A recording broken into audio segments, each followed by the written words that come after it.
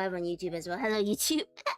Hello, YouTube. 10 is here as well. Hello. I'm just complaining about how my PayPal is still blocked and nobody seems to help me. And I don't know what other documents they want me to upload.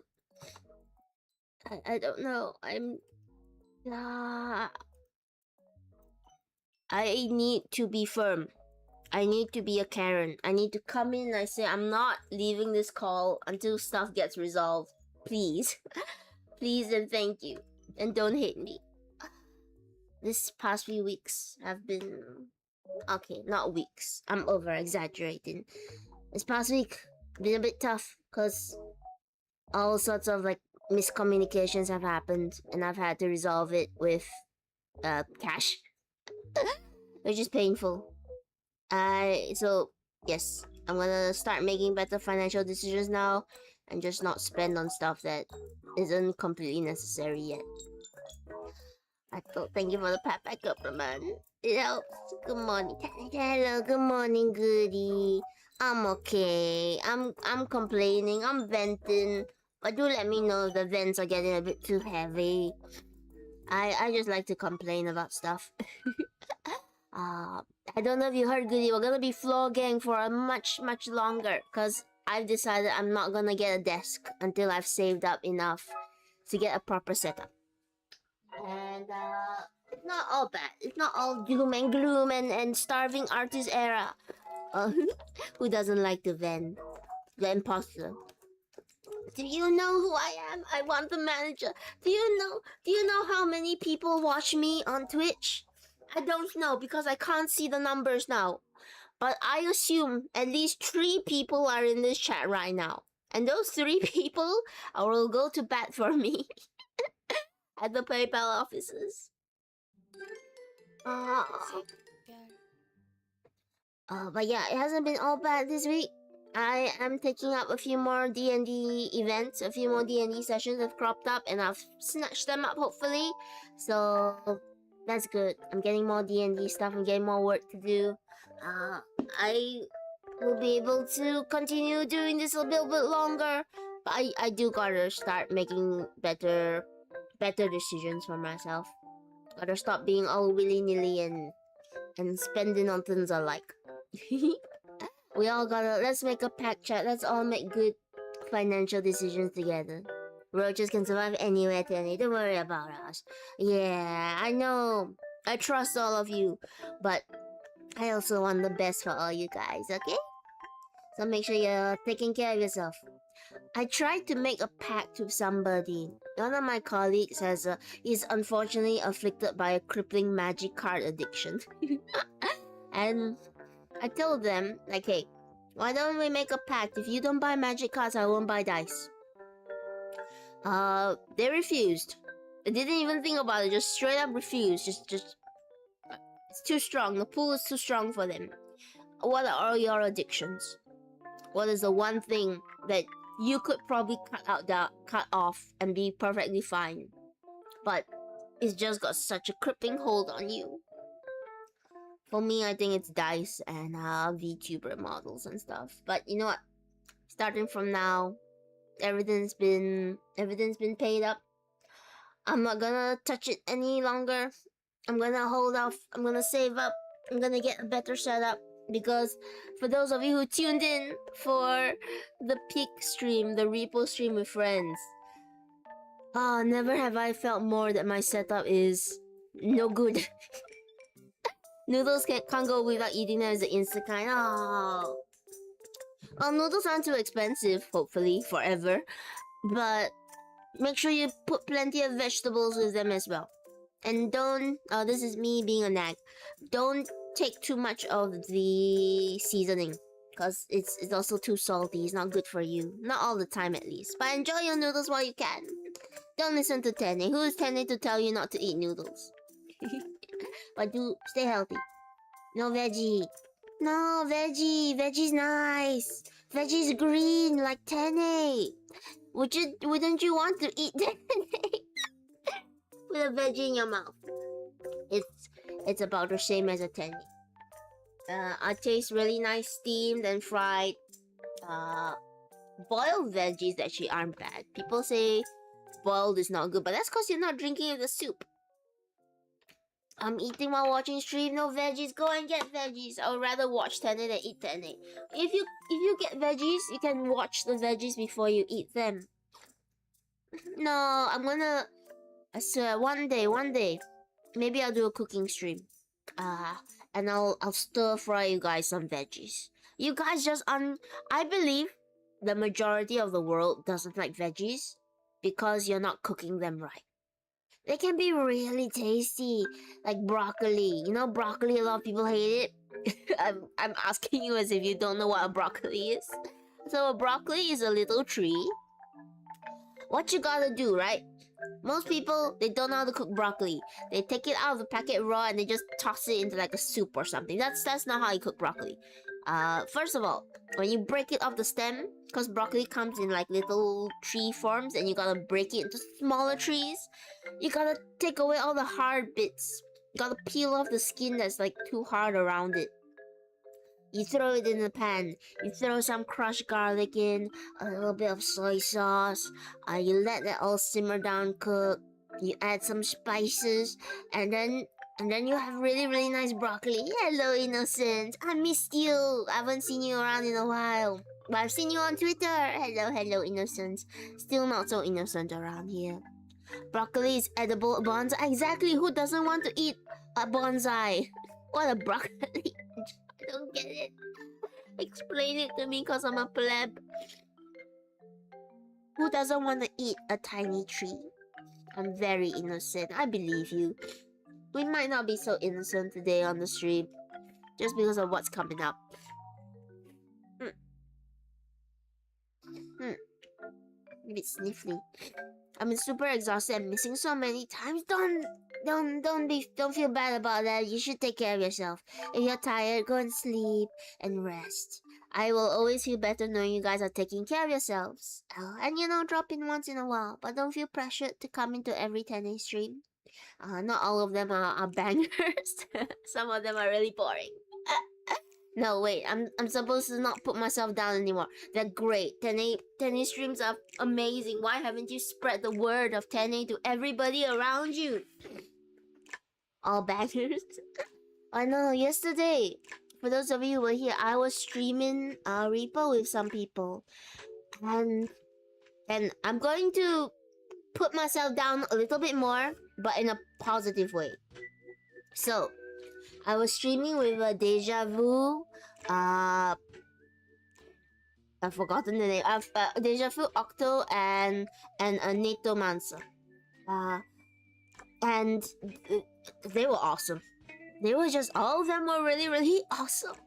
They were so funny, and I just wanted to not speak and just listen to them talk, which I guess means they're doing their jobs really well.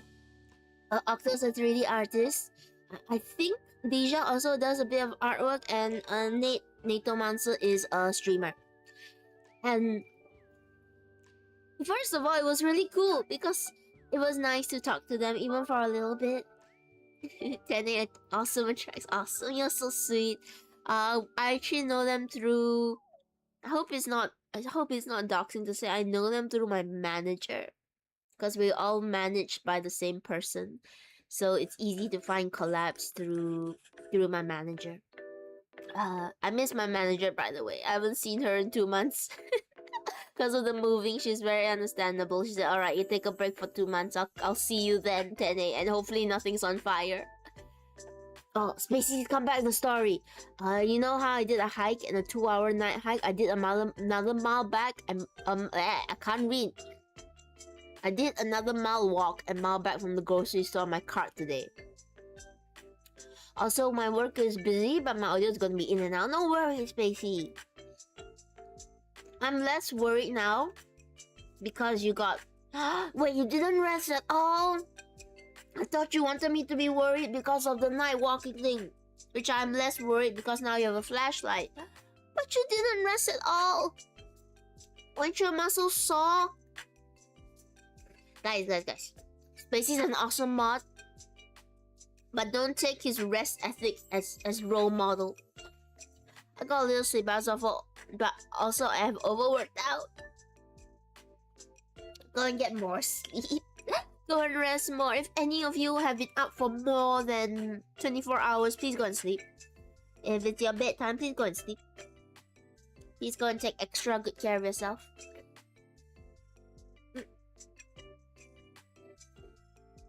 I'm a little bit sniffly today. I don't know why.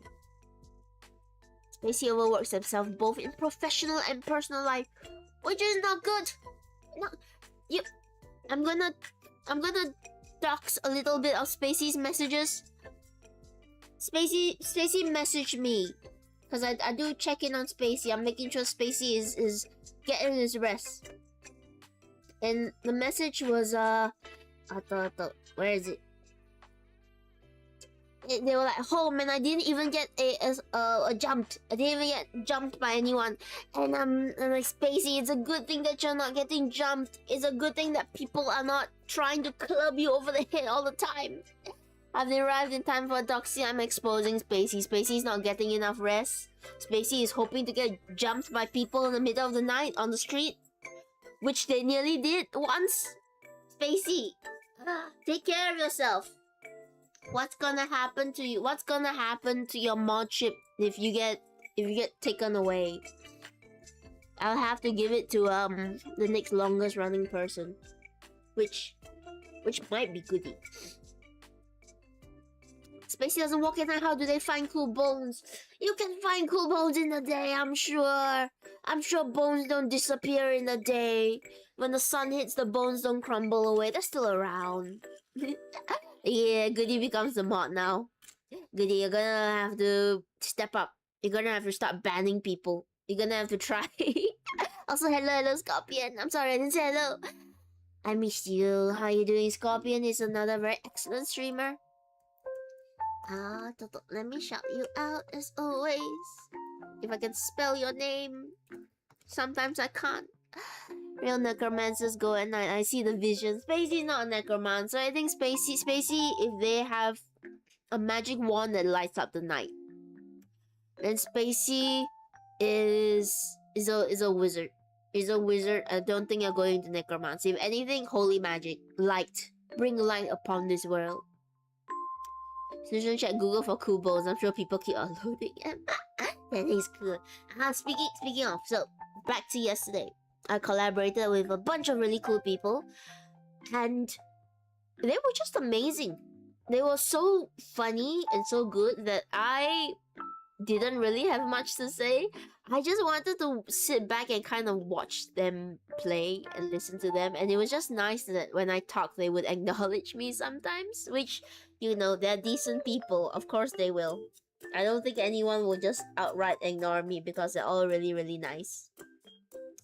But I realize I have a long way to go before I can be really good at this. I can be good at public speaking and talking to people. Because there were times, and I don't know, have you ever felt this in conversation? How many of you are my introverts, my fellow introverts out there, where you're talking to a group, and the group gets on a subject that, you know, maybe you don't know very well about, and you're just sitting there listening, and you're just like, I just like listening to all you guys talk. I don't really want to say anything. I just want to listen to you guys and be a part of this atmosphere. Honestly, just me and my friend group, but it tends to happen when I'm not very experienced in the topic they are discussing. They were talking about, like, they're all 3D models, I think. So they're talking about, like, computers and graphic cards and RAM and GPUs and all the fancy words that I have no idea means what they mean. Now, I'm in a post-apocalypse. We don't have that kind of technology here.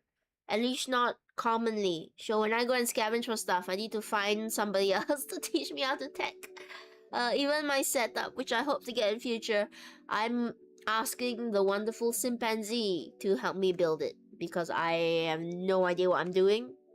All I know is I guess I want 2 monitors. That'd be nice, and however they work is up to the whims of chimpanzee. Right now there are 300 unread messages about the World Cup. Start talking about how many cups it will take to fit the world in it. Not a bad thing, fun to listen and learn sometimes. I can explain stuff to... I will ask you to explain stuff, chimpanzee. because I like listening to people talk about things they're passionate about, and I fully support your passion. I just want to warn you, a lot of it is gonna go over my head. You're gonna be explaining like fancy. Chimpanzee's gonna say, "Oh yeah, this Nvidia graphics card has the latest Pro 7 Ryzen AMD." I don't know. I'm just reading off a sticker on my laptop, and it's gonna be amazing. You're gonna stream 1020p, and I'm just gonna look at Chimpanzee and I'm gonna say, "That's nice. Can I make games happen? Can I make games happen without it looking like a foul fluff?" I can't talk. Without it looking like a PowerPoint presentation. Cause the other thing, I don't know if you saw yesterday, but we tried to play Peak together, and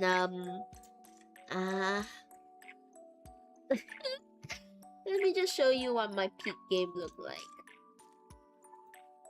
Let me just show you guys what I saw on my screen.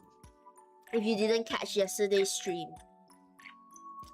Because if you went over to any of the other people I was collaborating with, if you went to their channels, you would see like the beautiful graphics of Peak.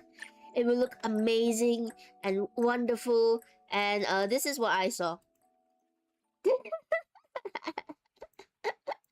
I was so worried that it will crash the game. Chimpanzee, does this hurt? Does this hurt to look at it? You've probably seen Peak. Does this hurt to look at these kind of graphics? Integrated small thing on motherboard, noodle arms, dedicated equals big thing, its own thing, Strong's power for graphics.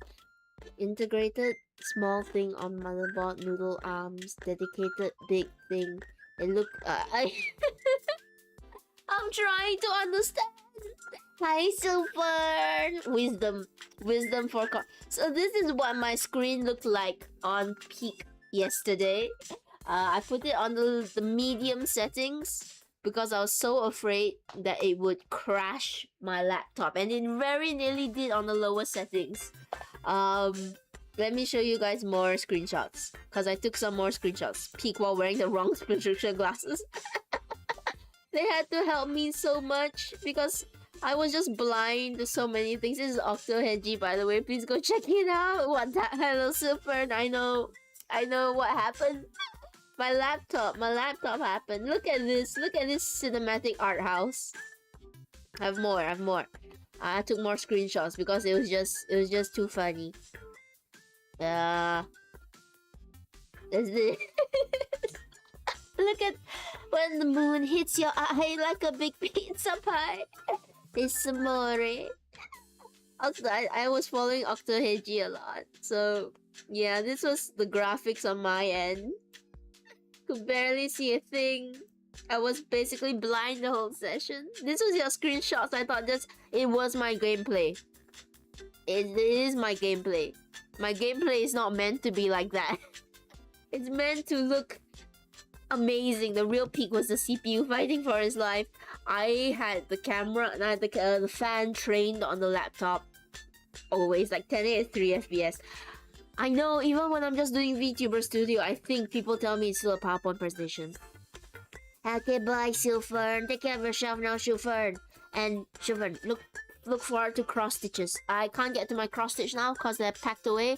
But August is when I'm gonna start trying to do some more cross stitch stuff. And thank you so much for volunteering your VTuber for it. But yes, so I came to two realizations yesterday. I came to three realizations yesterday, actually. One, I am in a time zone different from so many people. But that's fine. I'm willing to wake up early or late or in the middle of the night just to stream with people that I really admire and really like. And to meet all of you, of course. Number two, I know Scuff is a life. It's a part of life. Scuff is a part of this channel. Scuff is part of my bloodstream. Scuff is part of any VTuber's life. But maybe there's a limit to how Scuff things should be. And probably I should actually invest more in a proper setup. Because listening to all of them talk about how to have a good setup and of course they were very, very nice. They were all really lovely and very nice. They're talking about setups and about building computers and PCs, and I'm over here like, guys, I can't see because my graphics are too low. Is this a rope or is this a rock? Also, it takes 3 business days for all the frames to come back to me. And by the time it does, we're already in the new area. So it's a mercy that I died early. It's a mercy I died early in that stream and somehow also managed to mute myself so none of them could hear me for the second half of the stream. So maybe even Scuff has a limit. And like I said, I should start investing in a better setup. I can make you a cheat sheet for what computer parts is responsible for. That would really help. I will tape it to the computer. It's 8 in the morning. Yeah, everyone's in different time zones. Let me throw in a little cheeky advertisement. I'm sponsoring myself. Paying myself. I'm a terrible sponsor. I've not paid myself anything. But if you want to help Jenny get a better setup, please consider supporting my throne. Every little bit helps. I am seriously considering setting it as a stream goal to get a better setup. I guess it falls under Twitch's policies because all of this is in aid to not be as scuffed as it is. Like, guys, I'm running VTube Studio now, VBridger, and stream avatars and Twitch integrated throwing stuff, which is why I can throw stuff at me. And already, I know it's probably lagging a little bit. Where is the desk? I'm not sure whether to fund the desk. I am very tempted to now. Previously, I said it's a personal item, so I should be the one responsible to pay for it on my own. But now I'm not sure. Now I'm not sure. And you know what? Y'all can freely judge me on my expenses. Because I'll be honest. I'll be blunt with you guys, okay? You guys can judge me. I did spend a bit more on some VTuber assets that are coming up. There was a miscommunication with one of the artists. It was on my fault. I wasn't clear enough. So the price they quoted me was actually exclusive of some things that I wanted. So I took the deal. We made it this far, and once we discovered the misunderstanding, I'm like, oh no, I'm already this deep in. I guess I will just need to get the extra assets because I thought I was getting the whole package with the initial price, but because of the miscommunication, I was actually getting less, which is, you know, fair. Artists need to eat, so I've sorted that out. I've made sure the artists are paid up, and I've decided, yep, I can't spend any more on VTuber stuff. I need to be a bit more conscious of my spending now. Still okay, still have savings, still surviving, but it's a bit close to the wire. I will admit I did not make the best financial decisions. Also, side note, I really hate that the music gets so crackly on this. I have no idea why it gets crackly. I think it's overheating again. That's probably why. Let me bring the fan a little bit closer. Okay. Yes, maybe I'll put the desk on there. I'll put up a whole post like VTuber becomes deskless. Help me so that I can have a desk to do streaming on. I don't know what kind of desk I should get. I just want one big enough to play board games on and put all my sewing stuff on. Don't do as tennis does, not as tennis does. Anyway, that's sorted. That's all sorted. I also, how do I say this? So the VTuber assets you guys are not gonna see for a while, because I also realized that I probably need a better setup in order to showcase it to you guys. Cause right now, if I try to showcase anything to you guys that makes the stream better, it's just gonna crash. It's just gonna crash this poor little laptop. I'm gonna sort it out. I'm gonna make more plushies. I'm gonna hope PayPal goes through. All the things. That's what's happening in my life. What's going on in your life? Have you felt any hardships? Can I definitely add desk and riser for you? So I'm gonna throw something. What's a riser? What's a riser? Is it the thing that I'm gonna? Is it like the, you know, hydraulic desks where the thing rises up? What's a riser? I see it's a music company. Riser generally refers to anything that goes up or elevates something. The vertical board that connects one step to another in the staircase. Tiered platforms used to elevate choirs, bands, or speakers. An audio effect. Plumbing and utilities. Vertical pipes that carry water, gas, or electrical. Daily habits. Early rise. Wait, what's a riser? Riser desk. I feel riser. Is it a desk? Is it just a desk that rises? I'm seeing like tiny desks. Tiny desk with motors in it. A riser is something you can set your laptop to keep it at eye level. A lot of them have holes for ventilation so you're not overheating. Oh, to elevate your laptop. Thank you. You guys are so smart. That would be good. I want to get a proper like gaming streaming setup. That's the right word. Streaming setup. Where I don't need to worry about, you know, when I play a game, is VTube Studio gonna crash? Is the game gonna crash? Am I gonna crash out? Probably. But you know what? We keep going. We keep going. Where's my keep going meme? Toto. Let me find my keep going meme. The smartest chat right now, because we play D&D. Exactly. You play D&D. And yeah, I wanna play D&D with you guys as well and not worry about things crashing out. Right now, Fire Alpaca is fine. The only issue is that I need to connect my my drawing tablet so that you guys can see it, because I have 2 monitors then. That's how I achieve 2 monitors, is by connecting a second laptop. Not a laptop, a drawing monitor. Where's my meme about keep going? Keep going even when things catch fire. Yeah, there we go. There we go. We keep powering through. Even when arson starts happening, we keep powering through, and we keep moving forward. Yeah. Okay. Let me remove that. Yes. Also, I'm so sorry that I'm so whiny today. I feel like I've been complaining a lot. I have been complaining a lot. Thank you, Goody. And you guys can freely let me know if I'm complaining a lot. I grew up in a household where complaining is actually common. It's the norm. And it doesn't mean that you're upset about something. It's just that you complain about something to complain about it. And maybe Chimpanzee will know, because we grew up in similar areas. The post-apocalyptic world, people don't have a lot to do, so the one thing that they love to do is they love to complain about stuff.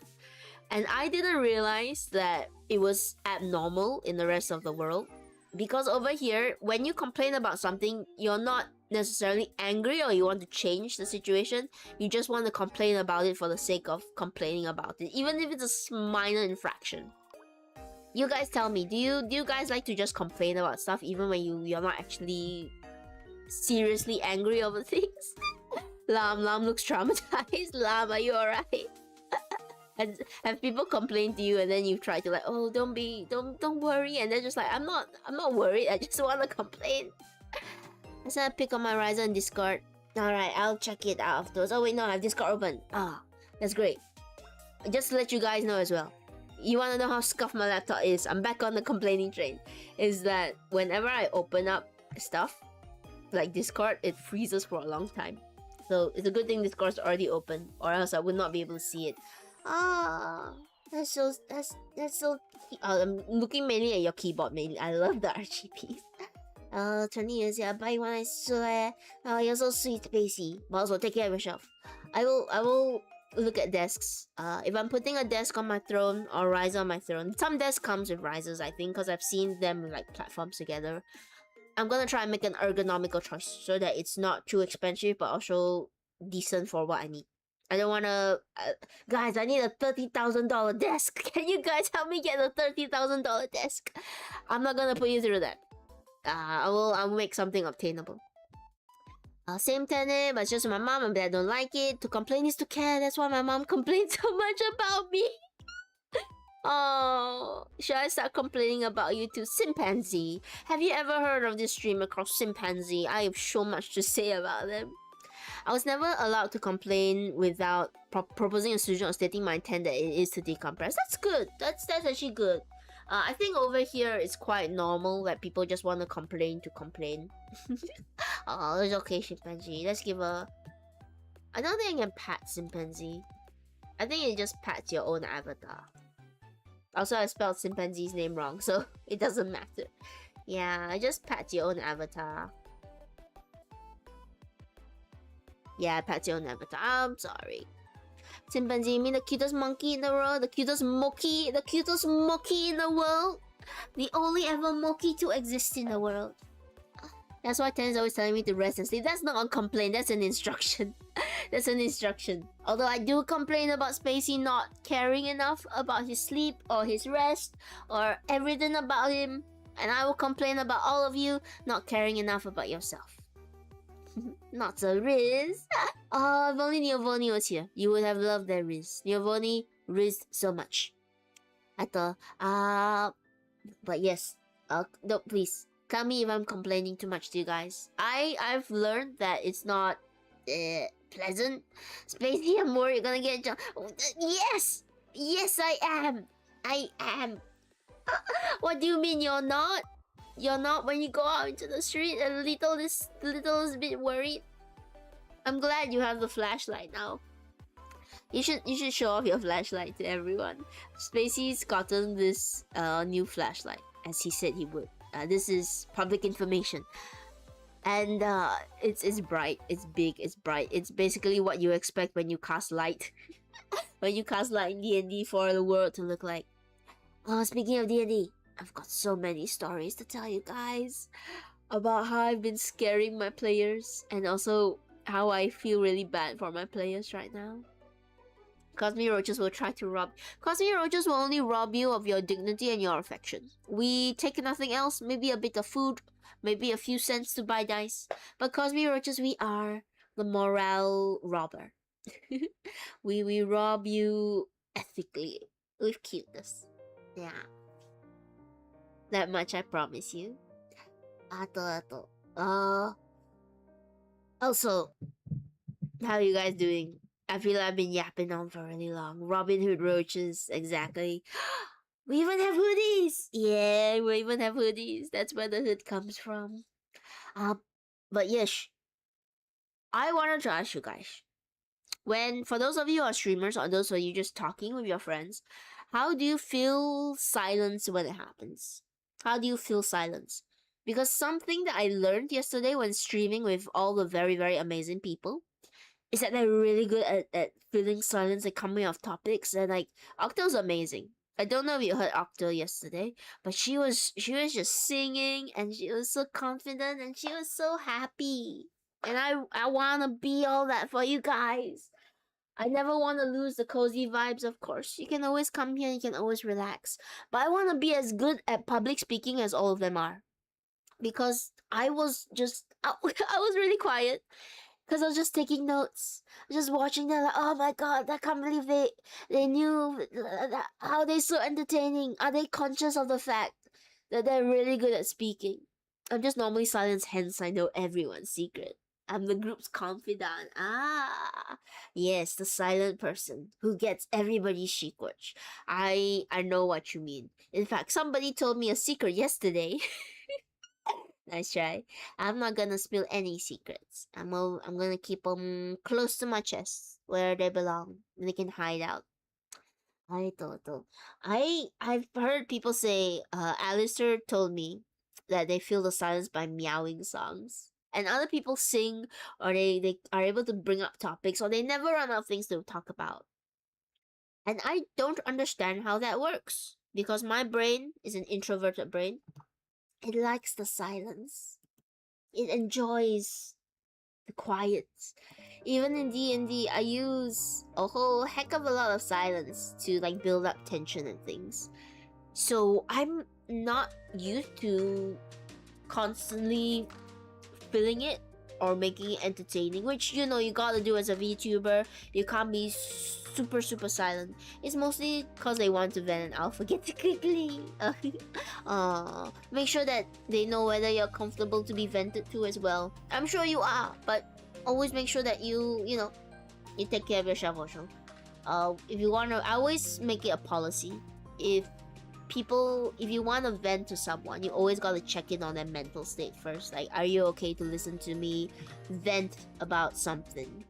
Because I've gone through it before where, you know, you're not in the right state of mind to listen to somebody's feelings, or you're not in the right state of mind to absorb it, or maybe you're just having a bad day yourself and, you know, things can be triggering.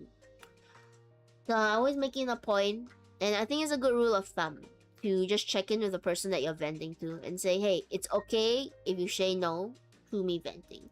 It's kind. I know, Goody. I trust that you are doing venting safely. But it just brought to mind a little PSA of mine. Always check it. Always make sure that your boundaries are clear, even if you're the one being vented to. You gotta know where to stop, and you can make it really clear. I still care about you. It's just that I'm not in the right state of mind to, you know, support you the best way I can. Like calm event. It's a vent relationship. Those are the best kinds of relationships. I also wonder how they get into these situations. Pure sheer dumb luck. I wonder how everybody leads such exciting lives that they're getting into, you know, parasailing, cave diving, for what else is stupidly dangerous, climbing a mountain without any safety equipment. In some ways, it's a demonstration of free will. I'm so glad that you all have the free will to go about endangering yourselves, but at the same time, maybe take it a bit easier. My most extreme activity is probably sitting up on my chair when I do D&D, because I'm very short. Sometimes, firstly, whenever I play D&D at my studio, the studio that I play D&D rather, I don't own the studio. There's two chairs. There's a normal sort of office chair, and then there's a high chair. I have to take the high chair, or else I can't see my players over my screen. Even worse, I have to kneel on the high chair if I want to be elevated to roleplay and talk to my players. Short. Tell me, if you're short, do you have these problems where you're on a chair and the table is just at your chest level, like you can't comfortably get your hands over the table? Tell me I'm not the only one. Tell me you guys have also experienced the pain of being short. Short? What's that? Damn you, Spacey! Damn you! Oh, okay, but it's been an hour, so what we're gonna do, I'm gonna take a quick break because an ad is starting really soon. I'm gonna set up all this sewing stuff, and I'm gonna talk more about D&D and sewing and all that with you guys. But yes, go get hydrated, go get your water. We'll be right back in a little bit. When you see me, you will see my hands. Bye.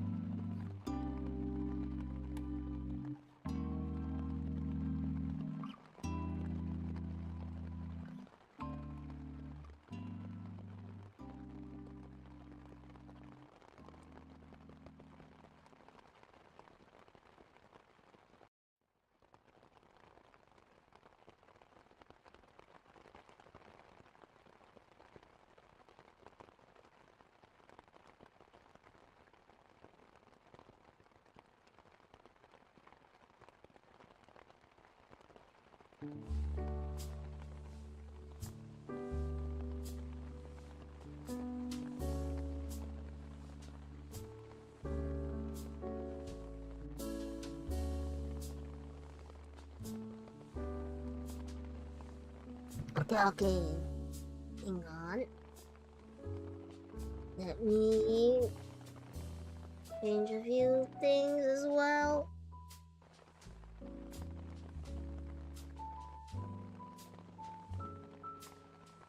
Eto. I'm too tall.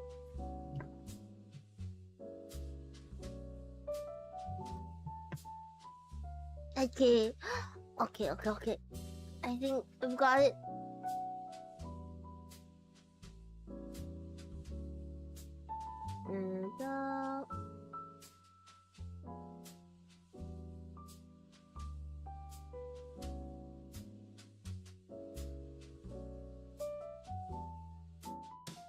And make myself a little bit smaller.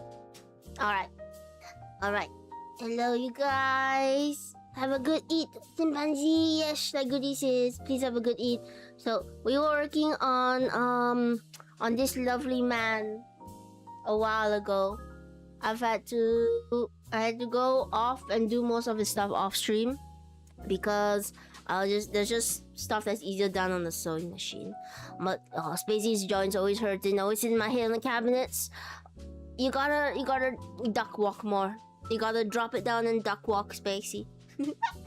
But yes, here is what we've done for him so far.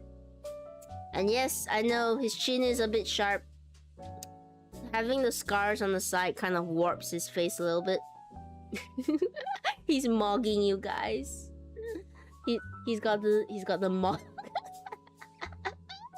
he's got the chat. Does he not have the chat chin? The alpha male chat chin where he's just mogging. Why is he winning though? I can't help it. Let me make the man a little bit smaller. The man, the myth, the jiggy. The Roblox face. I know. I don't know why. Actually, no, that's a lie. I know why. I know why he looks so mugged. That's the only slang I know. Is what mogging now, right? Is where you look really pretty or something. So it's because of his scars. His scars are right to the edge of his face, so they've sort of pulled the fabric inwards a little bit in order for me to achieve these scars. So the face kind of is you can see the jawline. It goes inwards here a little bit, and then it has a really sharp chin. And if I do this, I'm so sorry, Jiggy. If I do this, he gets extra extra alpha or whatever the kids are called, extra face max or whatever the kids are calling it nowadays. Yeah, let me squeeze him out of it. I'm so sorry, G. He's okay. From certain angles, he's okay. The hair is definitely gonna help a lot. He's a little bit sideways, but you know what? I love him. I love why he came out. I'm gonna do all his hair and stuff off stream. His hair shouldn't be too hard. Now he's Megamind. All of them look like Megamind when they're bald. I promise he will look better when he's not bald. And of course, some of you have already seen from the thumbnail or from the Twitters. We are doing today. Let me change out the photo. Let's see if the photo works this time. Because whenever I change it, it tends to freak out a little bit. Okay. We're doing Lulu. We're doing Lulu's little... Not very little. She's quite decently sized. The little sheepy. I'm gonna put her up really small today because we don't actually need to look at her for reference too much. What we need to do actually is... Firstly, you guys want to see her. Actually, firstly, you guys want to get flashbanged? Ah, light. There's lights now. I thought. Let me lower the music a tad as well so you can hear me a bit better.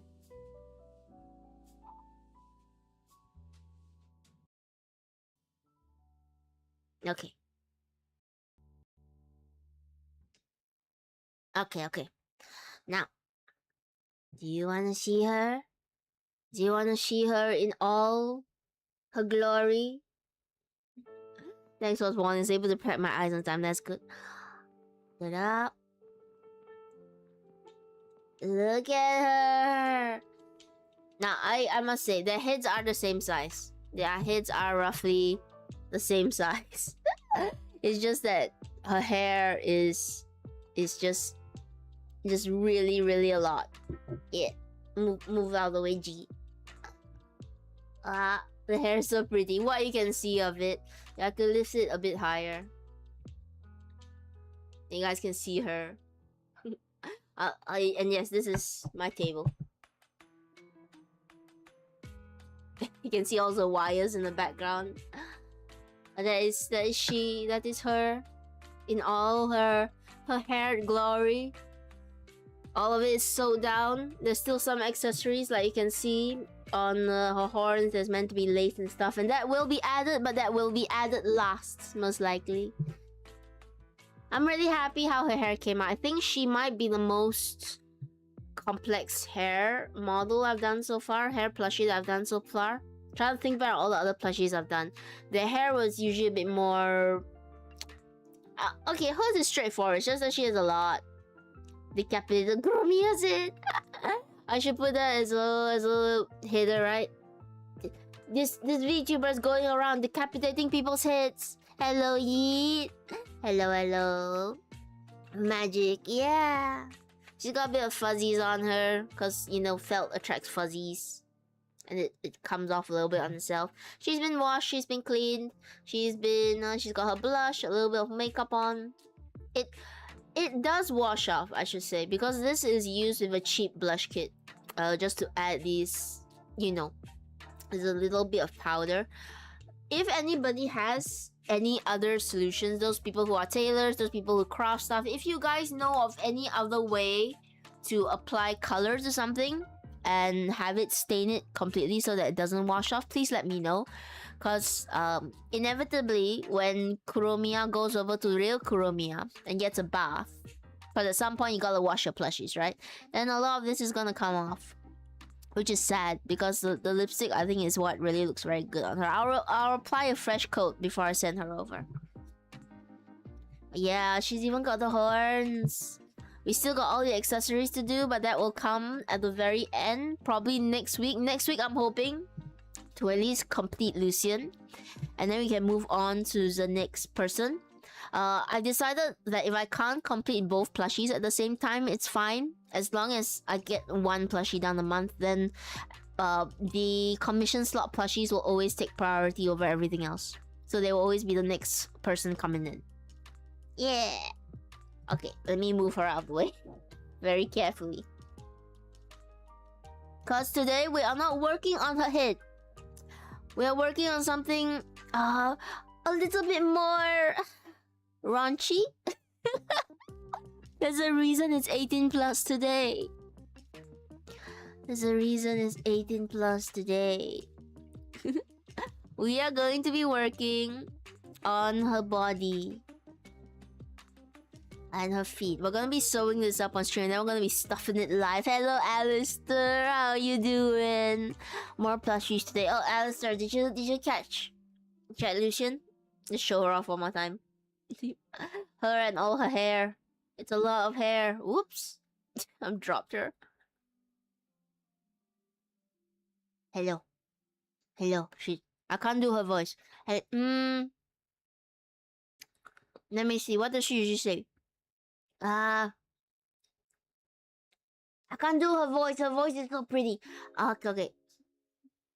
Let me try. Let me see if I can voice act this. Hello, my sheepy. That's not it. Hello. I'm Lucien, the capitalistic sheep. She has a really nice accent that I can't quite grasp. I don't know how to explain, but her voice goes in a circle. It's like a very nice intonation. Hello. I tried to imitate her, but I can't imitate perfection. I keep saying it, make it so. Thank you, Goody. Thank you, Goody. Hoping to make more eyes, more plushies coming soon. The next plushie after Lucien is not going to be too detailed. I'm talking about Actual Log. Actual Log is getting a plushie as well. Thank you for the pat Spacey.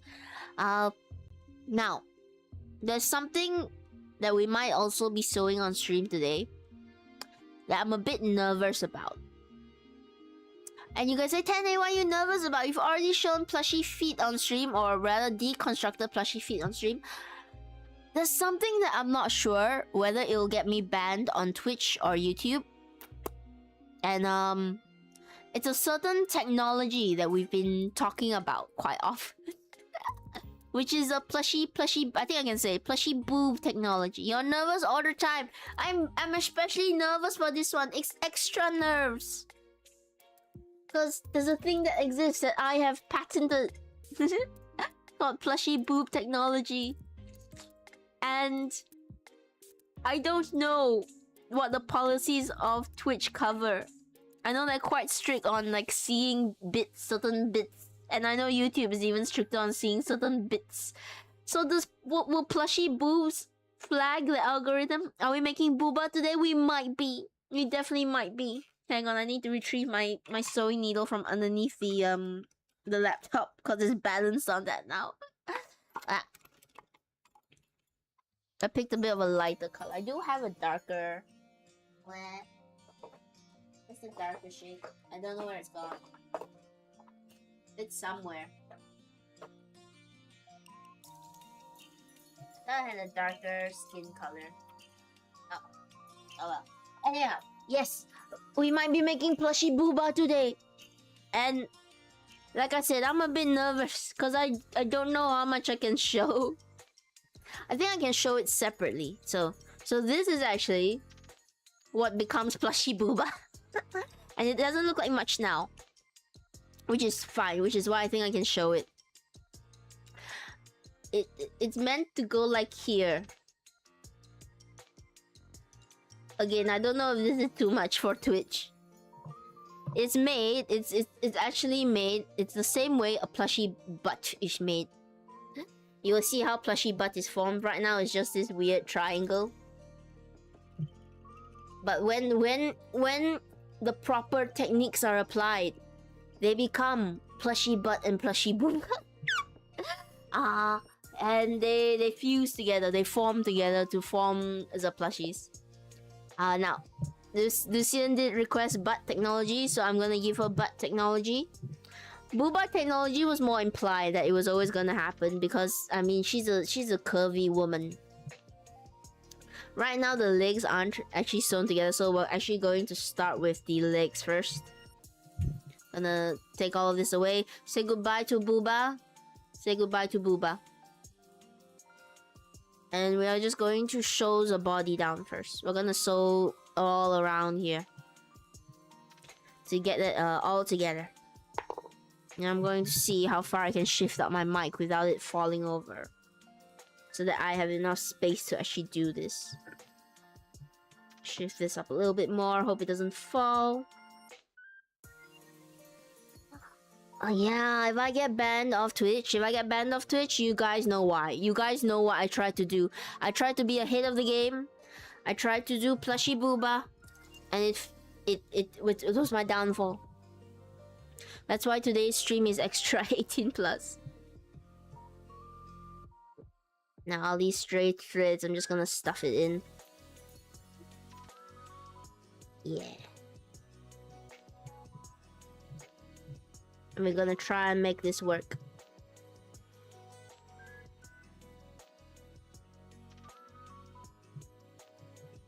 Hang on, I'm trying to see where the working is.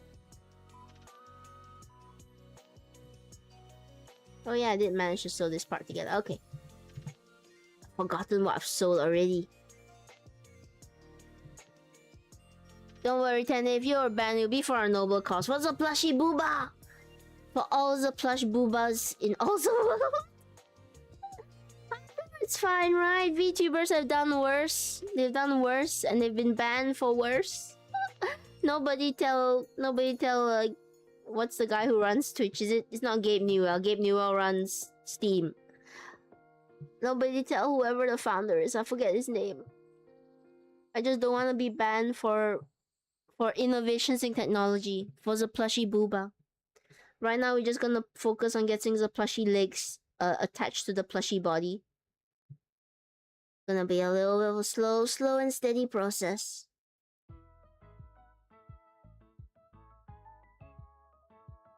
But that's what we're here for slow and steady plushie making.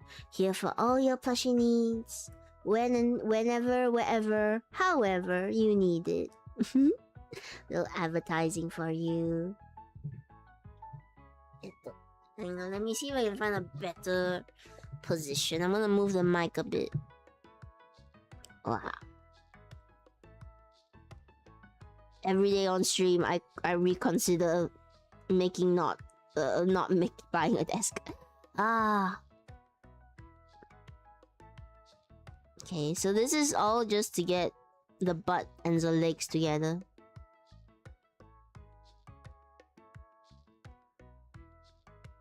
Now, where were we prior? Before we took the break, before we came back to the stream, before we started talking about plushie boobs and plushie booba and butts.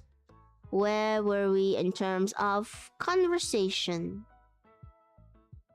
Right, so I must learn to feel silence more, and I really want to sing more. When I'm by myself, I'll just randomly sing a little bit. A lot of VTubers do that, right? Because a lot of VTubers, they have amazing singing voices. A lot of them are singers in their own right. Lucien is actually a singer as well. Please go check out her song. She's an amazing singer. And I want to do that too. I want to sing for you guys and just, have little tunes, little jiggies. Jiggy's mocking us. Is he where? He's far away. Is he still mocking you now? Where's he mocking you from? Have the energies of Jiggy permeated this area? And he's just constantly maxing at you guys. I feel so old to be saying it. I feel dirty. I feel dirty to say things like maxing and all of that. Hang on. Let me open this up a little bit more so that we don't sew our legs all the way together. That was the last thing I remember before Kuromi. That's the last thing. Is Jiggy. Jiggy just maxing all you guys. Is Jiggy not the ultimate chat? Would you not consider badgers to be an alpha animal? that is able to... I mean, there's a reason why the badger meme became so popular back in the day. For those young'uns, there was a video about badgers. It was animated and it became really popular for no reason other than badgers dancing are really funny. And hopefully that chapter. The new lingo keeps changing. It's quite hard to keep. I know. It's so difficult to keep up with today's slang. The slang of the youth. I thought I was doing a pretty good job when I was like a little bit younger, but now there are a few days where I go on the internet and I just like, I don't understand what anybody's saying. Tell me, have you also started to phase out learning all the new slang terms? Who comes up with them? Who comes up with all these slang terms? Who says that maxing is now the thing to mean doing something, or cooking? Does anyone remember cooking? Or no, cap, which I don't know where it came from. No cap, no capitalization, no. What does it mean? What is I'm showing my age by just asking what do the memes mean. Speaking of memes, Shrek 5. As a younger myself, I don't know what these words are, but because I'm chronically online, I know most of them. I learned most of them through drama YouTubers, not VTubers. Cause I like to watch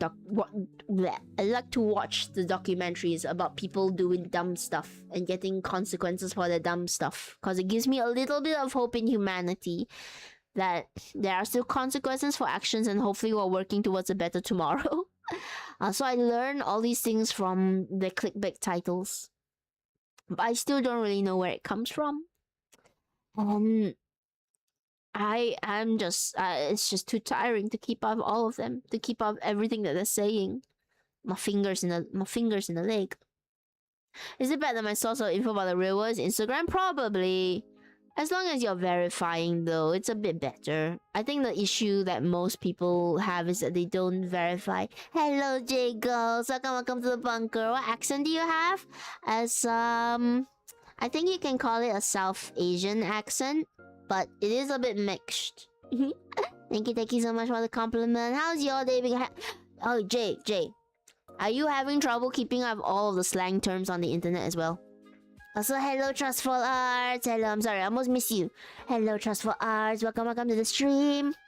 Feel free to chat, feel free to lurk, feel free to just have a good time, everybody.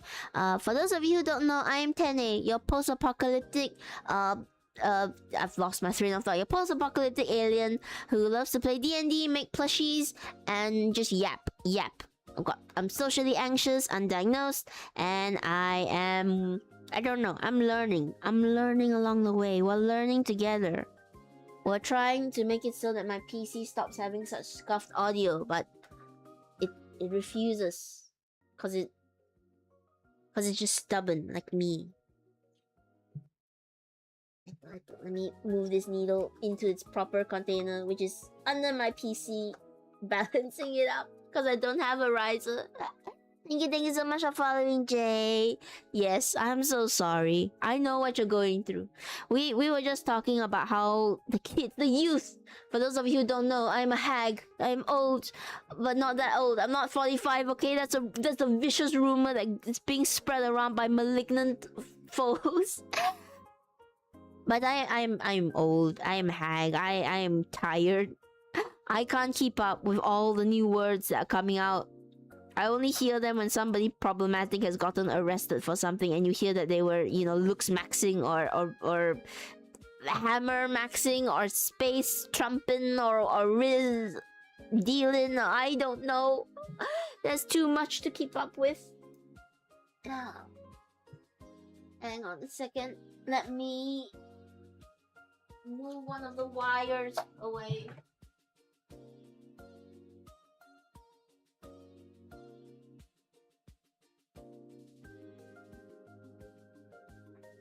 Sorry, I gotta move one of the wires to reach. This place is Wire City. There's too many wires, not enough cables. There we go. Okay. What apps do you use for your VTuber? I'm boring. I use the usual. I use VTube Studio and VBridger because it's easiest. Those are the easiest to use. And I have my camera up there.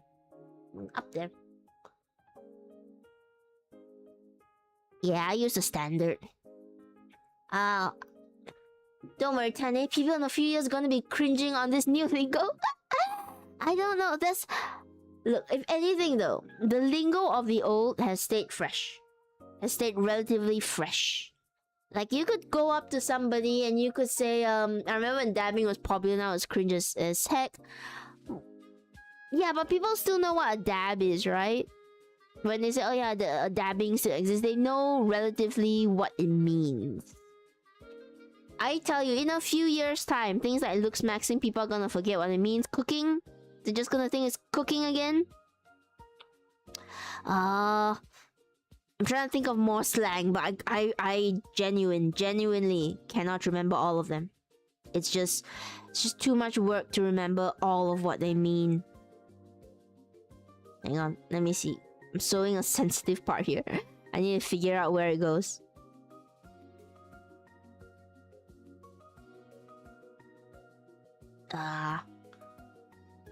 Look away. Look away. Thank you for the hydrate. Thank you for the hydrate. I will drink some water. Okay. Got my water. Hello, Zephyrs. Hello. It's been a long time since I've seen you. How you doing? Forgive me, Kane, because I'm going to attempt a sentence in the latest lingo. Oh, no. Now, Goody, this could get you banned. This could honestly get you banned, depending on how terrible a sentence it is. And it will be banned by your peers. If you guys want in chat, on a scale of 1 to 10, after Goody has given the sentence, please rate him. Rate how cringy he is from 1 to 10. 10 being cringes, 1 being, you know what, you're fine, you're cool, you're still around. But yes, Jiffy, how are you doing? It's been a while. Got my wisdom tooth removed 2 days ago. You are the 4th person I know to get dental work done in this month.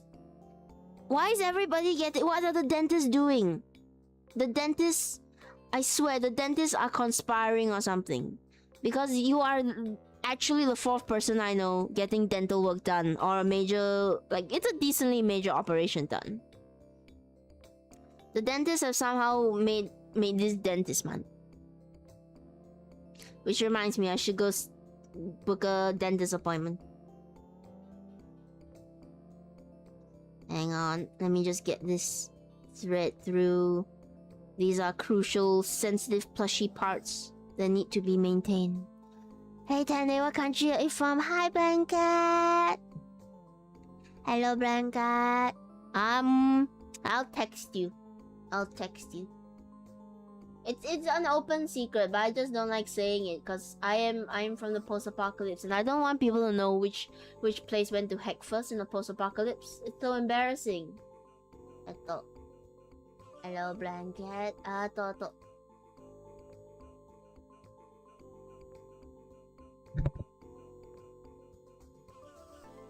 I spelled it wrong. I spelled the country wrong, but you'll know what it means. You'll know what it means, Blanket. Blanket, another very lovely person. Please go and check them out. They are an amazing artist, first of all. I've seen some of their art recently. It was really, really good. They are also one of the cutest little ghost VTubers that I know of. They are the cutest liminal space blanket plushie ghosts. They're not a plushie. I've made them into a plushie.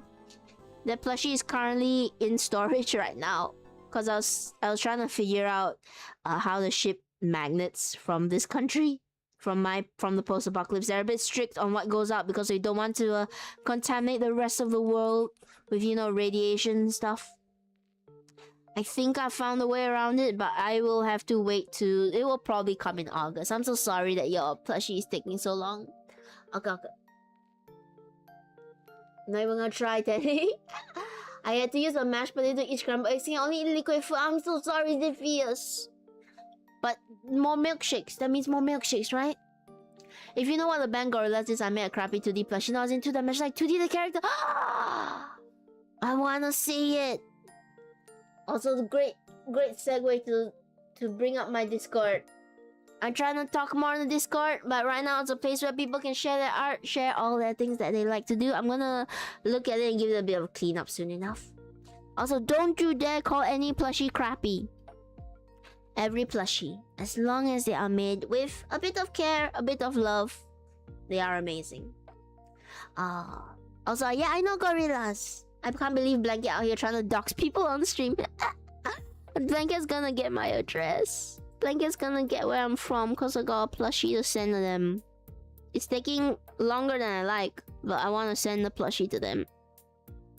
It's happening, Blanket. I promise. Plushie Blanket's coming. It's coming so that your cat can tear it out. Also, hello, Freaky. How are you doing today?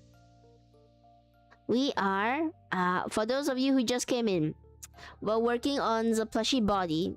And if we're lucky, if I'm fast enough, you'll get to see some plushie booba.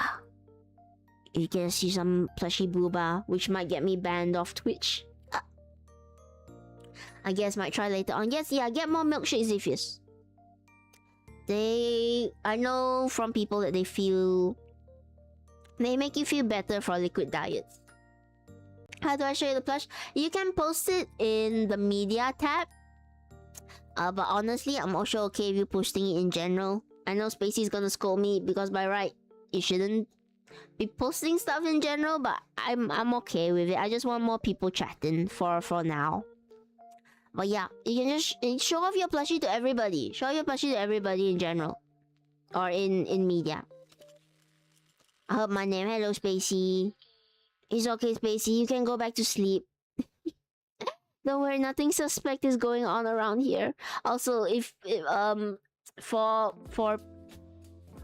anyone who doesn't like watching plushies be sewn together, given the angle at which I'm sewing this plushie, feel free to look away.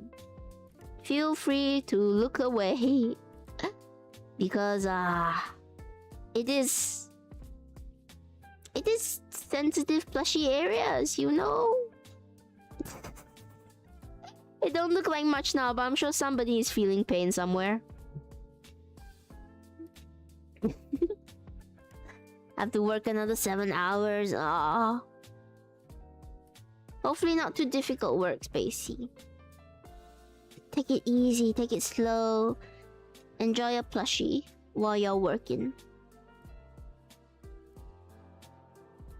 I had to step away for another work call. I see. But yeah, we're gonna be doing all the little plushie bits this stream. That's why it's a R18 stream. Because all the naughty plushie.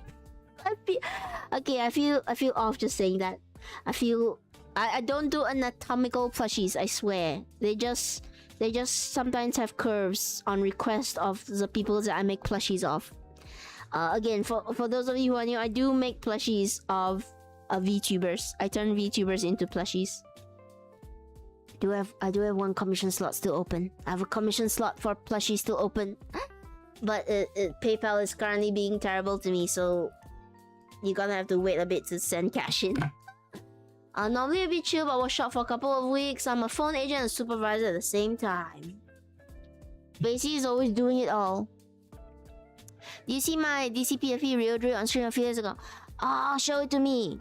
Show it to me. Show it to me in the Discord as well.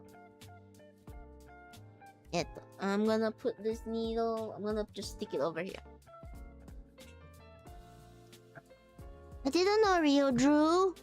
Well, I know she drew. I didn't know she drew PFPs. Profile pictures. Rio, another amazing VTuber. I should just have a stream where I shout out other VTubers. Because I love other VTubers. I have so much to learn from other VTubers, honestly. Also, I want to make all of them into plushies. But it takes time. It takes at least a whole month to get a plushie going. Sometimes a month and a half, depending on how complicated it is. Which is unfair. Because I just want to make plushies. I want to make all of them into plushies. I want to make so many people into plushies. She drew her chat one stream. Oh, show it if you have screenshots. My phone number doesn't work for some reason, like in DC. Are you okay? Are you trying to call out to somebody? If you're stranded somewhere, please seek emergency services. Don't seek help from Tennis Stream. I will probably give you false information on how to survive. I will try my best. But it will probably not be accurate information. Hang on. Oh, like in Discord. Sorry, when you said DC, I thought you were in DC, Washington. I'm dumb. In Discord, I think requires a phone number verification. I see. Yeah, I put that on to avoid bot raids. It's okay. You can. I'm not sure what you can do. Call tech support, but it is okay if you cannot come in via there. Being in my Discord is not a requirement to come and enjoy streams. It's just a nice place for me to chat with you guys. The authentication is important though, cause I do it to avoid, being raided by bots or people without phone numbers. Like, what are you? This is the modern day and age, and you don't have a phone number? What are you, a nomad who has forsaken all of capitalistic society and gone to live a peaceful life in the woods, but somehow you still have the ability to watch my streams? I only have one thing to say to those kind of people. Take me with you. Bring me away from this capitalistic society. I wish to be nothing more than a little frog. A frog in the streams. Enjoying life. That's where I wanna be. Actually, yeah. If you guys could be any little guy just living their life, what little guy would you wanna be? Wish I could send you plush. My phone plus Discord hates me. You can always just show it off on Twitter. You can show it off on Twitter. You can tag me on Twitter. I would love to see your plushie. I like 2D. 2D is the fun gorillas character. And I'm trying to remember all their names now. I was watching that lore a while ago. I like their latest music video.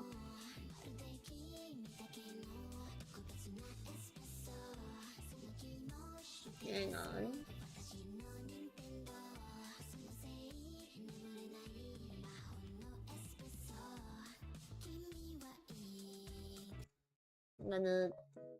I'm afraid the music is too close to the actual song. I'd be a dragon like the one from Ringside. You'd be a little guy dragon. A little guy dragon. But would you be able to just enjoy your time in the sun? And just soak in the sun and not be bothered by people? Can the dragons over there do that? Or do you gotta do stuff? Because part of being a little guy is just enjoying the life around you.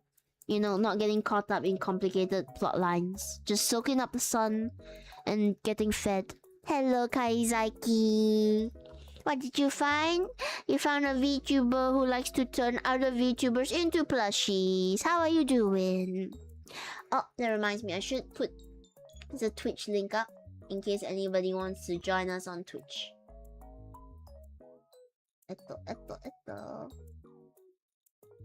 Can't spell today. Can't spell any day. Spelling eludes the 10A.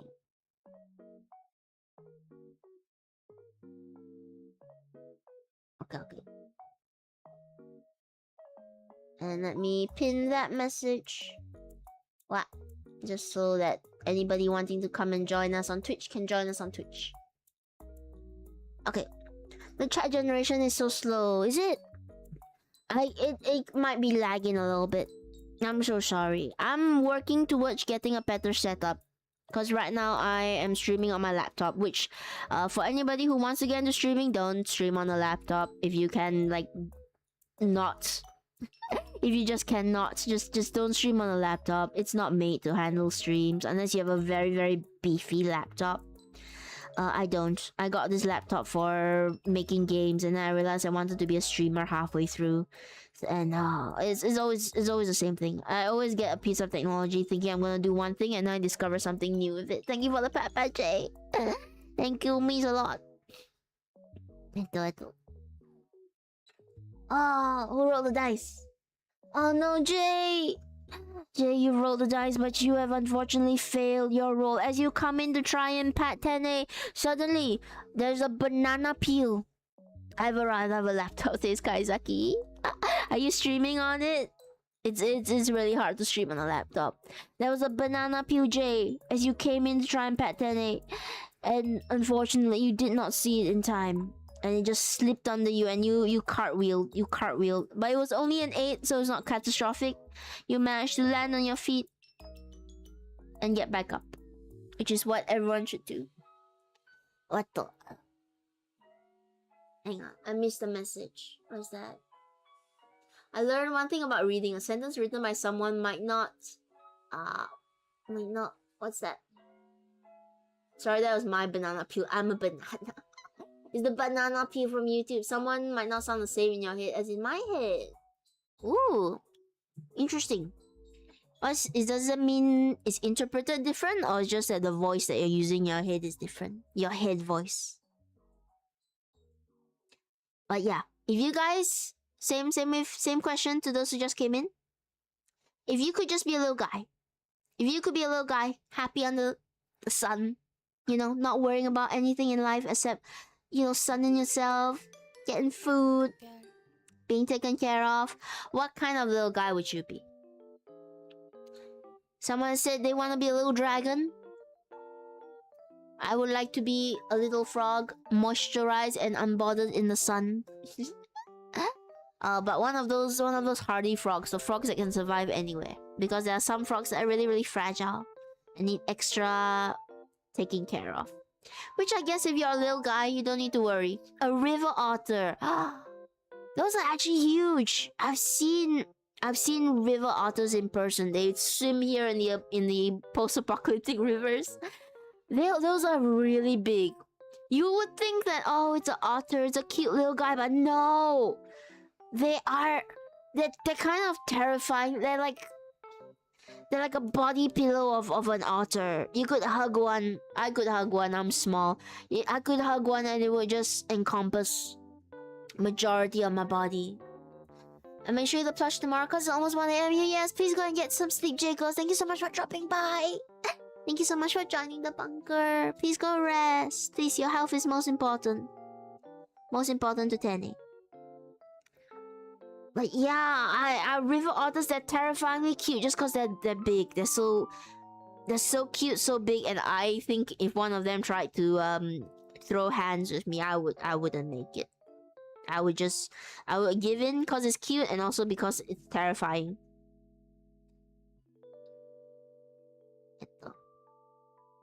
Okay, for those of you who don't know, we are sewing a plushie body out.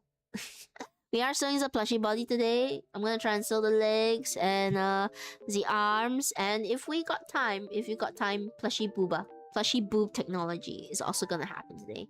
I do have to head off in like 4 hours or so. I might have to get ready earlier. I don't know.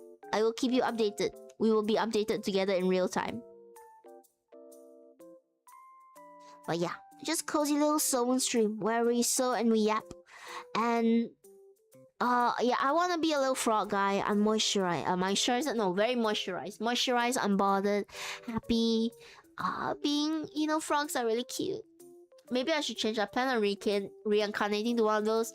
Maybe rethink my thoughts. Yeah, if you could just reincarnate into any other little guy. If you believe in reincarnation, or if you don't, just believe that you can. What would you want to be? Some places, some mythology, some religions, they say that there's a hierarchy. Like you go from an animal to a human and that's supposed to be better. I think they have it backwards. I think going from a human who has to work and do stuff and take care of so many things and think about so many things, to just a cozy little guy, that's the upgrade. You go from a human to like a well-loved little doggy that gets hit, pats, and scritches and is always well-fed and cuddled for the rest of his life. I think you've upgraded. I think you've gone up in life. You go from an overworked human to like a fly that doesn't live very long, but you know what? It's living its best life. I want to be reborn as a bear. What kind of bear? Black bears, sun bears. Sun bears are the same as black bears. Grizzly bear. Those are scary. Polar bear. Yep, that's all the bears. Can't think of any more. The only one I can think of is a bat. Hanging upside down all day. I assume fruit bat, because it's easier to get fruit. You can just eat whatever and hibernate as much as possible. You should be born in a Either in Alaska or in a zoo, where they can give you like toys and stuff to play with. That's not bad, but bears have to eat so much though. I can't, and they don't have as much time to just play and hang around because they always gotta fill up their calorie deficit. Like, oh, panda bears. Panda bears also exist, and panda bears, they're kind of they're kind of useless. I like panda bears. They're cute, but they have zero survival skill. It's a good thing they don't have many natural predators because they're kind of useless. They kind of don't know how to live. Kind of like koala bears. Koala bears also a little bit useless. Evolutionary didn't get the best combination. Kind of terrible. Really needs human intervention to stay alive.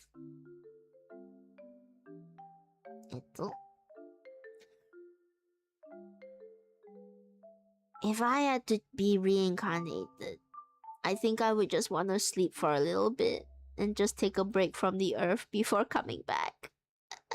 I'll come back in better times. Pandas are like me. They need so much help though, because especially the environments are being destroyed. Also, if a panda has twins, it needs somebody to come in and rotate the twins out so it feeds them both, or else it's just not gonna feed one. And oftentimes it's the smaller one that gets neglected. 1,000 years nap. Then shouldn't you be a tortoise or a mudfish? Because mudfish, they can survive relatively long. They go into like a comatose state when they're dried and withered. And then after a while, as long as it's not been too long, you can put water on them and they come back to life. And they're just living their best life, wiggling in the mud, being happy. When there's water is good. When there's no water, you just sleep. Oh, being an axolotl would be kind of cool, but they're also really fragile and kind of blind. Axolotls can't see very well. And their water is also very specific. I don't mean to poke holes in people's like desires to reincarnate into things. I'm just thinking about all the pros and cons that will happen. You know, you gotta think about these things before you commit fully to the reincarnation. Gotta think about your diet, where you're gonna be, who's gonna love you and who's gonna care for you. Because if you're a cat or a dog, it's probably easier that you get adopted by someone who loves. My sister loves her axolotl stuff. Oh, I like axolotls too.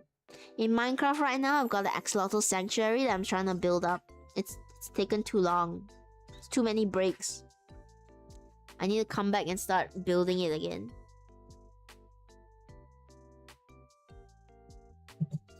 I think axolotls are one of the cutest animals that this earth has to offer. And I'm so glad in all the realms, I crash landed on a place that has cute axolotls. Now, that being said, very difficult to take care of. Need a lot of work to take care of an axolotl. They are fragile beings. They can survive a lot, but boy, they need a lot of help. Little blind, a little flimsy. Because they live in places where they don't usually have natural predators, I think. So they don't really have to do much. They didn't really evolve to defend themselves. All they have is their regeneration. And even then, they're stressful on their body. So take care of all the axolotls. That means I'll be able to watch streams if I'm reborn. Oh, gotta stay goody a little while longer until I stop streaming far off in the future when I retire. Or I get isekai. Who knows? Okay, let me see if this is a good stitch. We're gonna do a little pull test on this to make sure that it is stitched up well.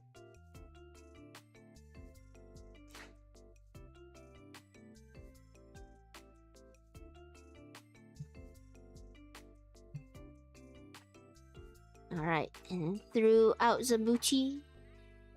I might leave for the night. Thank you. Live long and prosper. Bye bye, Kaizaki.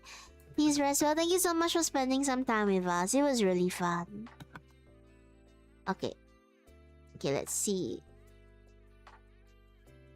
Okay, make sure there are no holes, no gaps anywhere where the stuffing can peer through. Okay, do a little bit of a tug test.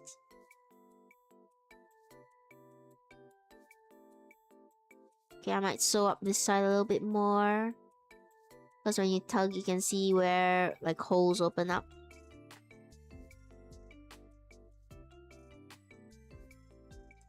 Relatively okay. Looks a bit sussy, but I gotta do this to make sure that everything is stitched well together. Like here, still a bit of a hole, so I'm gonna stitch this side up as well. Because I don't want any of your precious stuffing to leak out. Oops.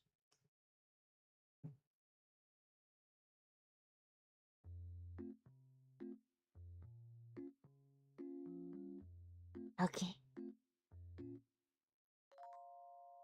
Uh-oh.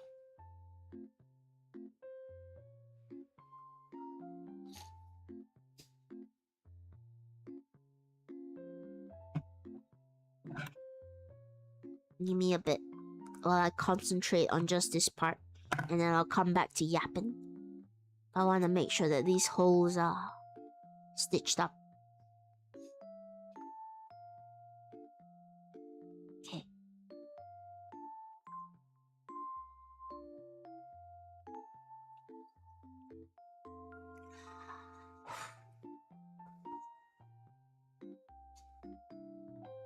Okay, let's see. If I tug it, does it still open up as much? A little bit. Still a little bit here. But here's fine.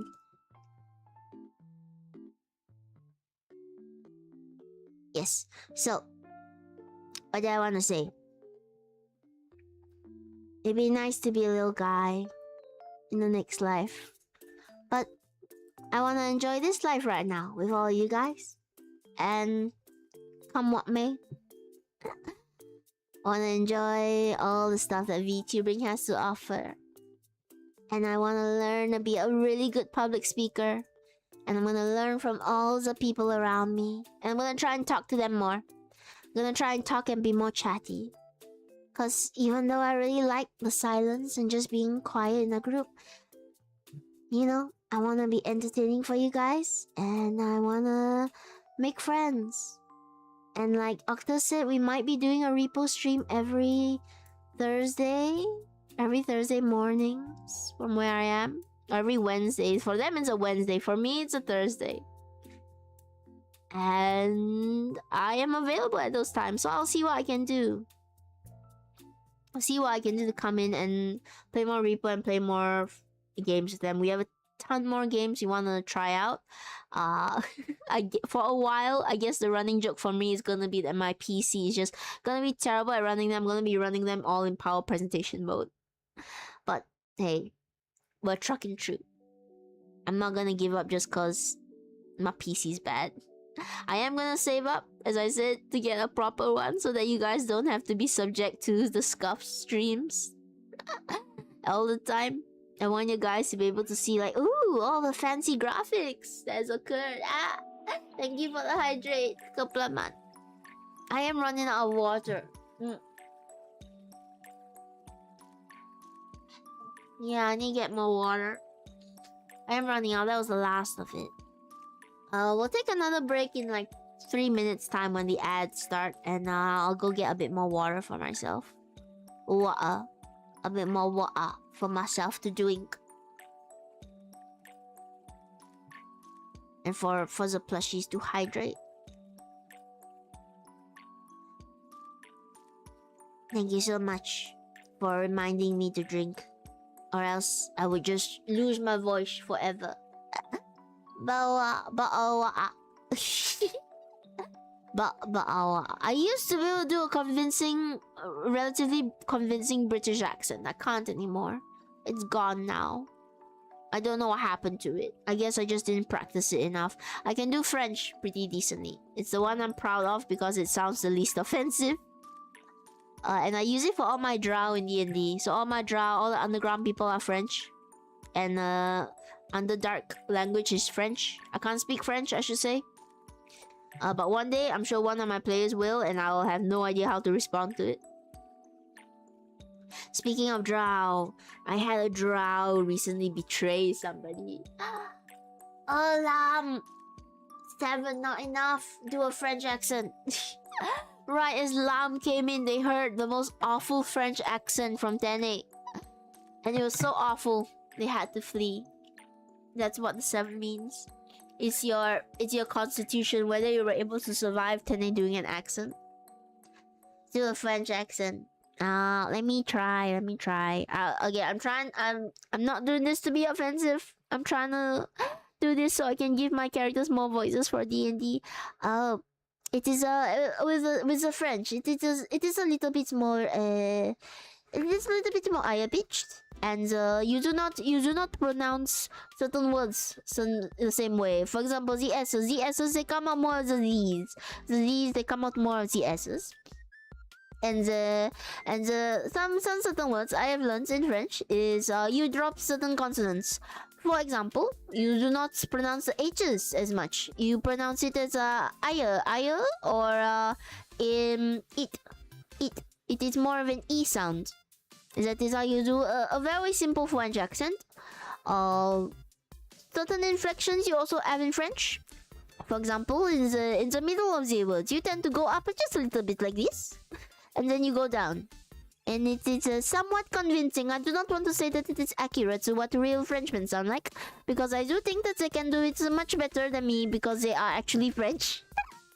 But I can do it somewhat naturally. I can do it somewhat comfortably. So it is one of the few accents that I think I'm able to do somewhat decently, as I may say. And you know, if you're feeling fancy, you just throw in a few French phrasings, like how do you say je ne sais quoi, or that is all the French I know. That is also French I know. Oui. Thank you for the hydrate. I need to get more water. Right. Let's take a short break. I'll go and get more water. And I'll come back and we'll see what other accents I cannot do. Back to the shadow. I am back in the shadow. I'll come back in 5 minutes. We'll take a quick break and we'll get some water.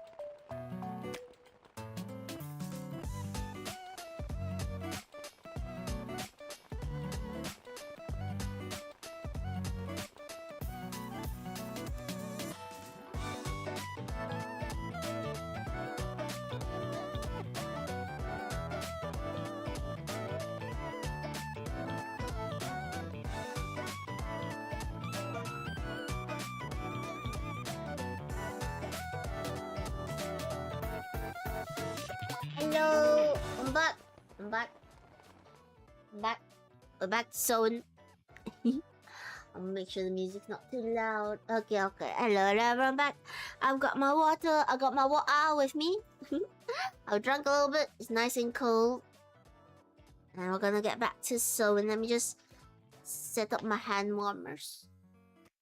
Did everyone get a good drink? Did you get a drink yourself? Managed to stay hydrated? Okay, so we successfully attached the legs to the body. This will be the booty. This is going to be the booty of the plushie. It doesn't look like much now, but that's because we need to stuff it. But before we can stuff it, we need to finish the feet, so that our plushie can maybe stand. Sometimes, okay, sometimes the plushie is able to stand. I always try and make these flat feet so that there's a higher chance they stand. But sometimes a plushie just doesn't stand. And, you know, there's a lot of things to do with that. It could be the weight, could be the gravity, could be they're just not done for standing. Standing's just not in their destiny. And that's fine. That's fine. Not all plushies are made to stand. Some of them are just made to lie down and look pretty. But all plushies are made to be loved and cared for. So, let's take some bets. Do you think Lucien's gonna stand? Let me do a poll. Let me do a poll. Ito.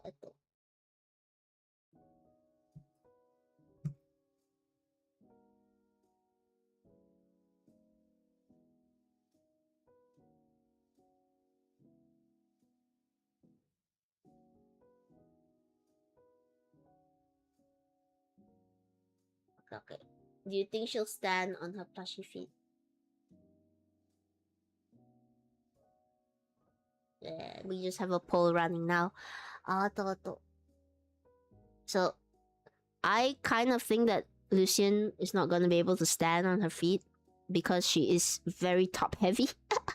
I'm talking about her hair. Her hair is very top heavy right now. So, there's a chance it's just not going to, it just won't be able to stand because of that. But you never know. Sometimes the center of gravity. How's the model look like? I can show you the full model of what she looks like here. So this is basically her up, waist up. But this is her in plushie form so far. It is a lot of hair. She is decently weighted, decently heavy, decently dense. So I have a sneaking suspicion that she is probably not gonna be able to stand on her own, just because of how top heavy her hair is. Okay, her hair and nothing else. Her hair is the top heavy part. All right, you guys. But we'll see. I always make the feet in hopes that they will stand. That's why I give them flatter feet, so that they can try standing. And sometimes the center of gravity works. I got my guess after seeing her head. Sometimes the center of gravity works, you know, sometimes for some odd reason everything aligns perfectly and they just stand up on their own. Other times not so much. Not all of them. They can stand supported. At least by giving them flat feet, I can assure that they will stand up when they're supported by something behind them. They will just flop to the ground, all loosey-goosey. You got your guess already according to her head. She might be one of the top heaviest plushies I've ever made. Just because I wanted to do her hair justice. So for those of you who don't know, those of you who have not been introduced to KuromiyaLucien, let me shout her out first of all. If I can spell her name right.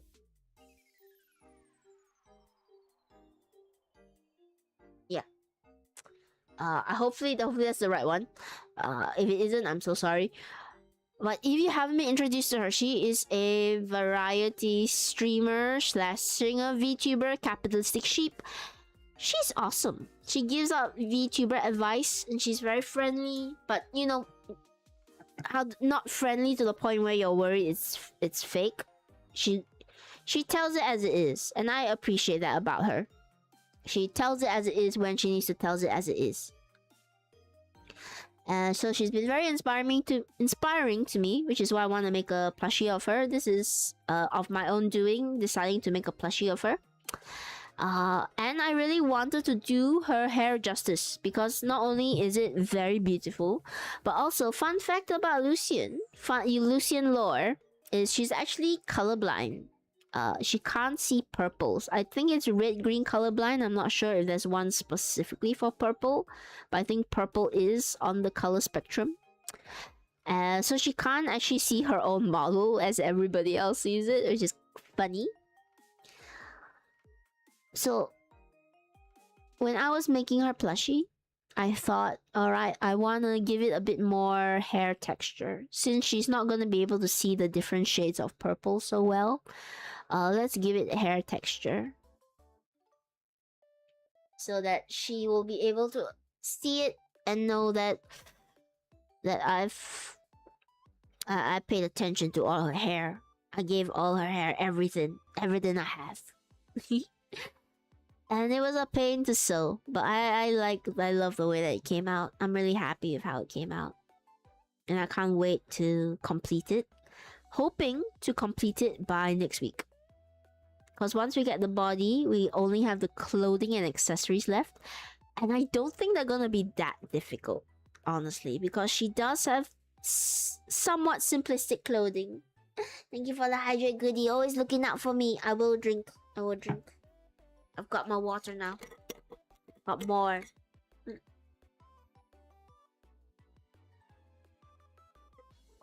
Yeah, that's refreshing. I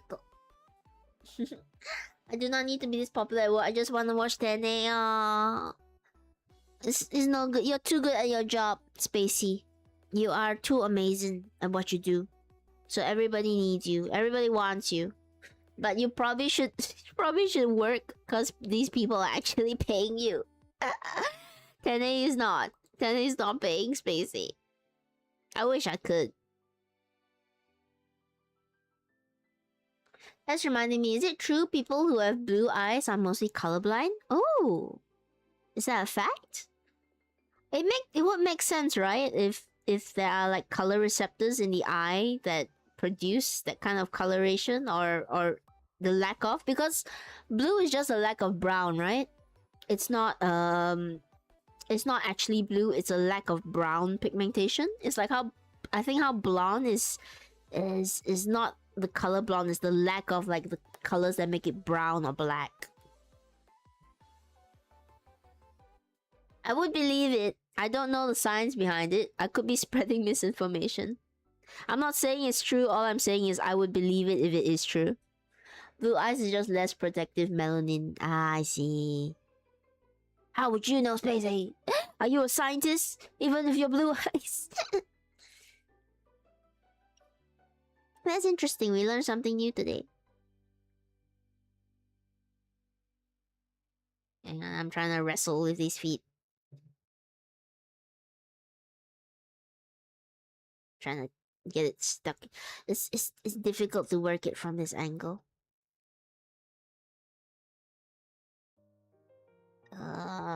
Good enough. Good enough. And we'll try and stitch it so it's flat. Yep. Let me sit up a little bit more. Just every so often changing positions on the floor.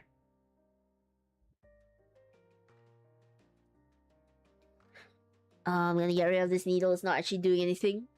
Why do you think I walk at night? Bright lights and strobing give me really bad headaches. Aww. Do sunglasses help? Or they do not? Or do they just not actually do anything? I assume they should, right? At least to some extent shield you from the sun. And also make you look cool. Or like a douche, depending on where you wear them. Yo, these legs are tricky. Hang on. Okay. Sometimes the fabric doesn't want to go where you want to pull it, so you kind of have to guide it a little bit. But felt is very forgiving. Sunglasses help, but they don't completely remove the problem. I see. Please don't shine the lumen flashlight in your face then. It would burn extra. That's interesting. Now you guys know. Don't bring your blue-eyed friends to bright places because they're gonna hurt their eyes. Bring them to dark, shady places. Throw more shade at them. Tell them the outfit looks nice and did they get it from the thrift shop?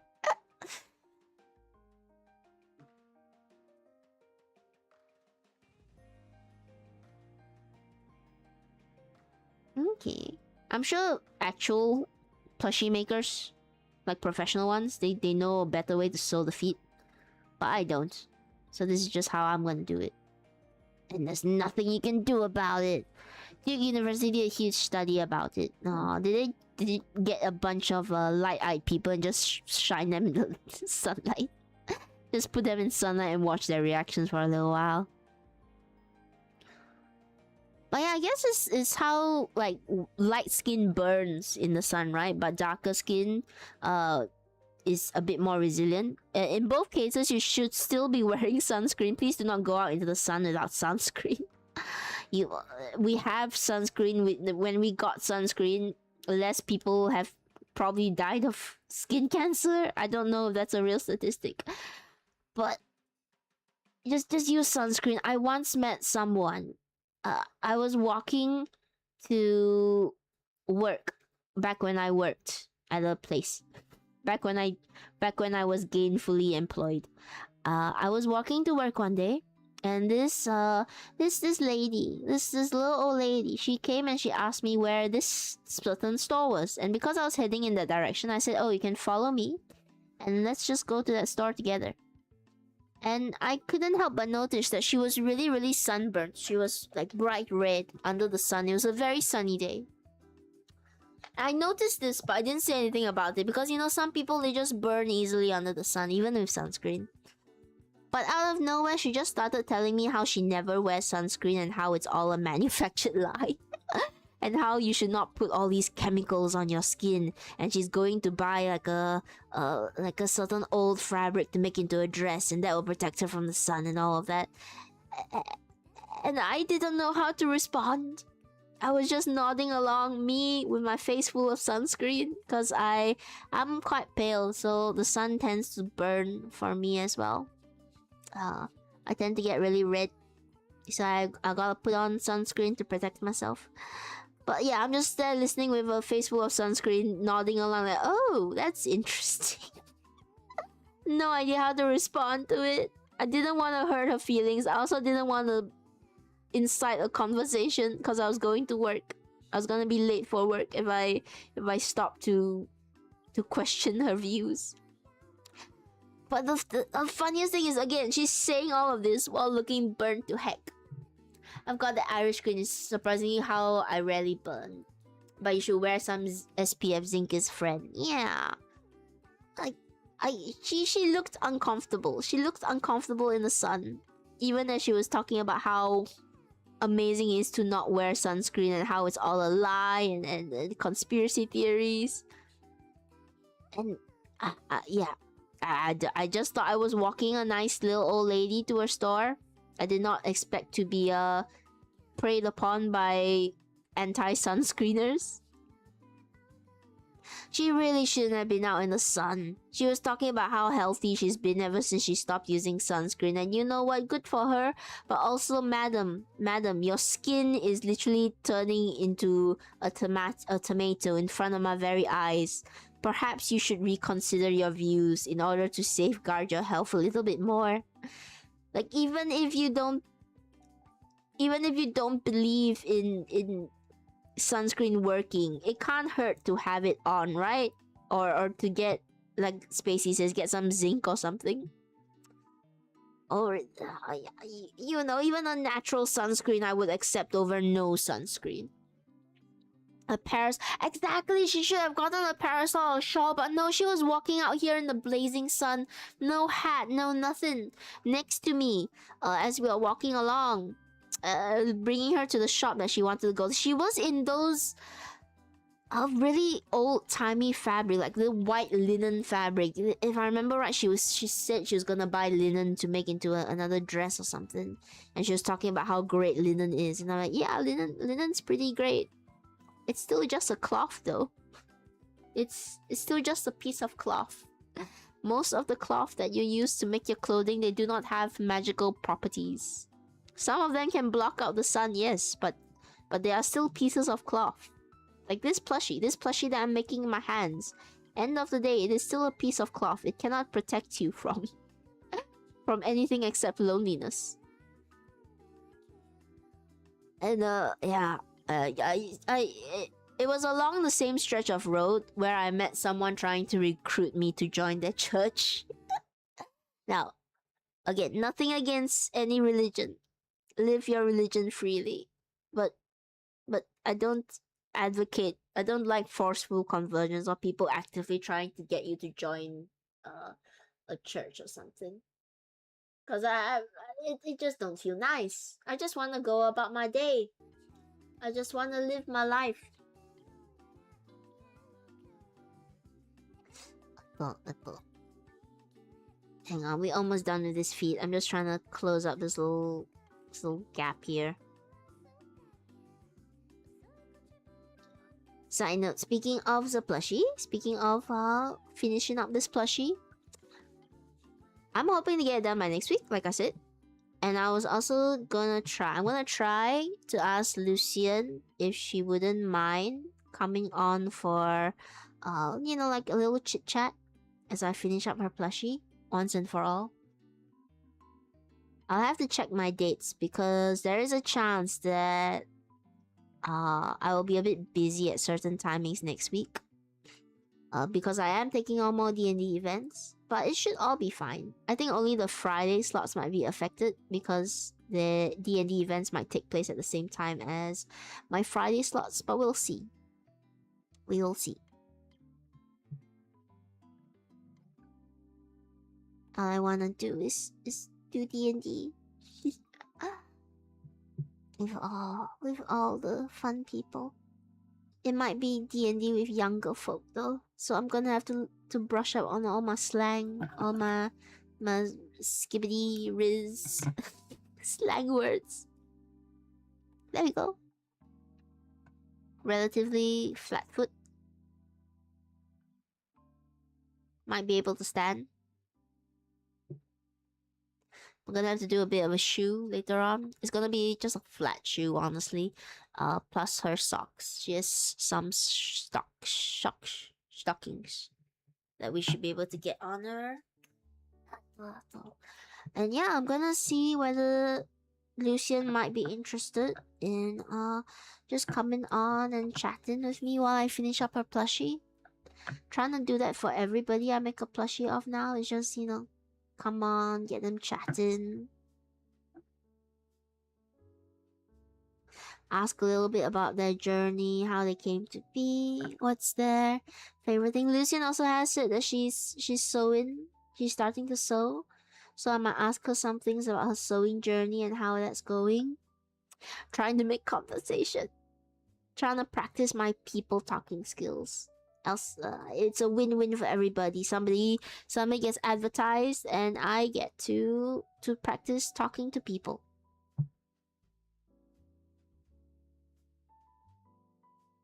So, second foot before we get to stuff the body. I know that's what you guys are here for, just to watch the plushie get stuffed. Hang on, I'm gonna lower this a little bit. It's too high. There we go. Move some stuff around so that I can stretch a little bit. Yep. Take care of your posture, everybody. Don't be like Tenet. Ow. I don't know if you can hear my old bones cracking. I'm a little hag. Speaking of, I was going for an event a few days back, and I was dressed up for this event. I was dressed up in like fairy makeup. because I was trying to go for a Fae character. And one of the people there asked me if I was dressed up as a hag. I thought I looked okay. I thought I looked pretty. But they thought I was a hag. I just pretended to be offended in character and walked away with all like good fun. But in my heart, I was thinking, oh, am I really... am I past my prime? I'm old and hagged and withered. I'm just no longer a spry young'un. I'm an old green hag. Where's my power? Where's my coven? Where's my magical powers? 10A hag nonsense. No. I'm not that old. I'm not hag status yet. Still spry-ish enough. Kind of. Close enough. Don't test that theory. Maybe I should embrace it. But the next costume I wanna do for D&D acting events is ASMR. Hello, Mark Bata. Hello. Welcome to the stream. Feel free to chat. Feel free to lurk. Just feel free to relax and have a good time.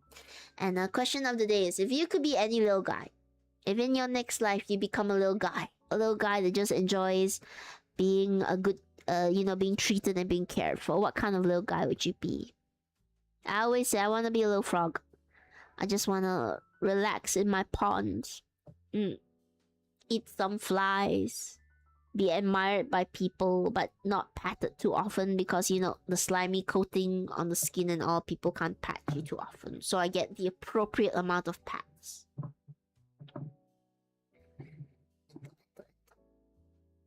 There we go.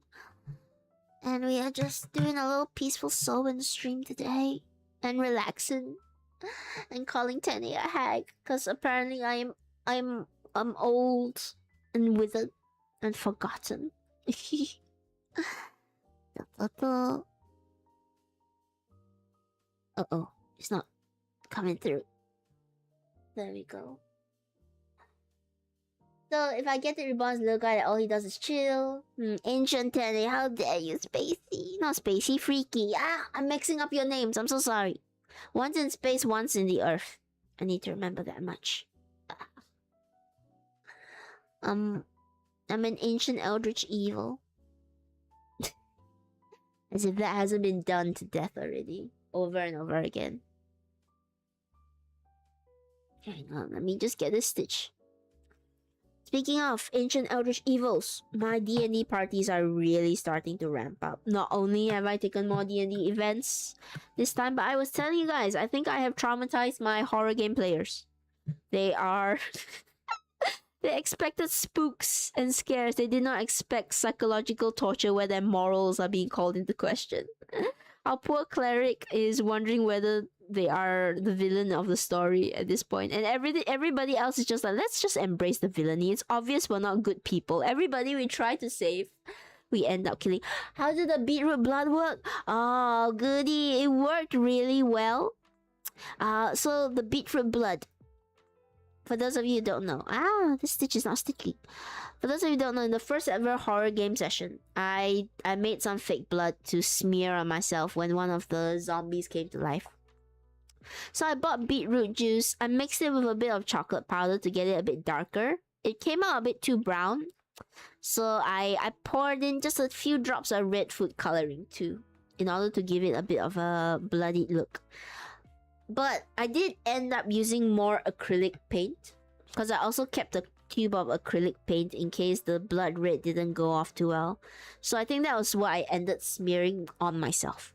So let me set the scene. Hello, Big Dave.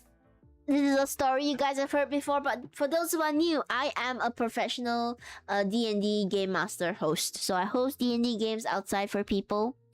And recently, one of my newest groups, they are doing a horror campaign. They're doing Realm of the Blood Queen. An evil vampire queen. If it sounds like Strahd, it's because it was spun off by Strahd.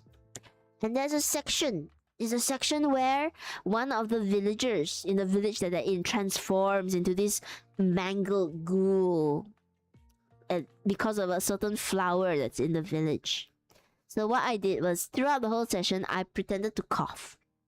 And my players they were so sweet. They were actually really worried that I was coughing or being dehydrated.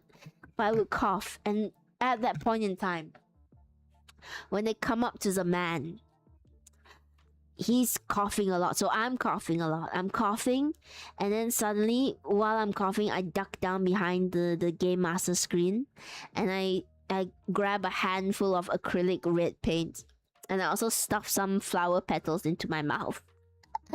And when I come up, I narrate about how he starts coughing out these petals, and I sort of pull out these petals and cough them onto the table, and choking up blood, and then I start smearing the acrylic paint on myself. And it sounds really theatrical and really nerdy, but at the time I could see all of they were like, oh, they were shocked. And one of them came up to me later and said, like, I thought you were actually coughing up blood, and I was actually really worried about you. Oh, also, hello Dave. I'm sorry if I didn't say hello enough. Hello Davey, how are you? And it was great. I was worried it would be too lame of a gimmick, but I like doing gimmicks in my D&D game. I like getting a bit theatrical and playing with like lights and sensors and all of that. Always ask permission. Always tell your players that you might be going, like you might be touching their shoulder, or you might be shaking their chairs, or you might be doing stuff that is out of the norm. You gotta get their consent before you do this kind of things. You can't just do it without you know, making sure that they're safe and sound. That's the most important. I demand 10 extra hellos to make up for it. Okay. Hello. I've lost count. Hello. Hello, Dave. Hello. Hi, Dave. Hello, Dave. How are you? D&D people will come up with stuff nobody else will come up with. It's all TTRPGs. For me, I love doing these little tricks and gimmicks and theatrical things. Especially my horror players. Because my horror players are where you can really, really play with their sensors. Another thing I did for them is, so they have these dreams of the Blood Queen. And whenever the Blood Queen comes, I turn off all the lights. So I turn off the mood lighting, I turn off the computer light, I turn off every single light, and she's always speaking to them in pure darkness. So there's always make your players sign a liability waiver before TND. Some people do! You may think it's a joke, but some people do. Like, I knew a DM who went really far, so he had to make sure his players were safe, you know? But he was going really deep into horror, and there was one point, self-deletion warning, self-deletion mention warning for people. He hung a noose from the ceiling in front of each player. And it was a really dark horror game. And the players loved it. But because he had told them beforehand that there are going to be mentions of these things, there's going to be certain things that get really dark, you always need to tell your players beforehand, and you also need to let them know that if they want to stop, they can stop. Okay? I'll be very, very strict about this. Player safety is very important.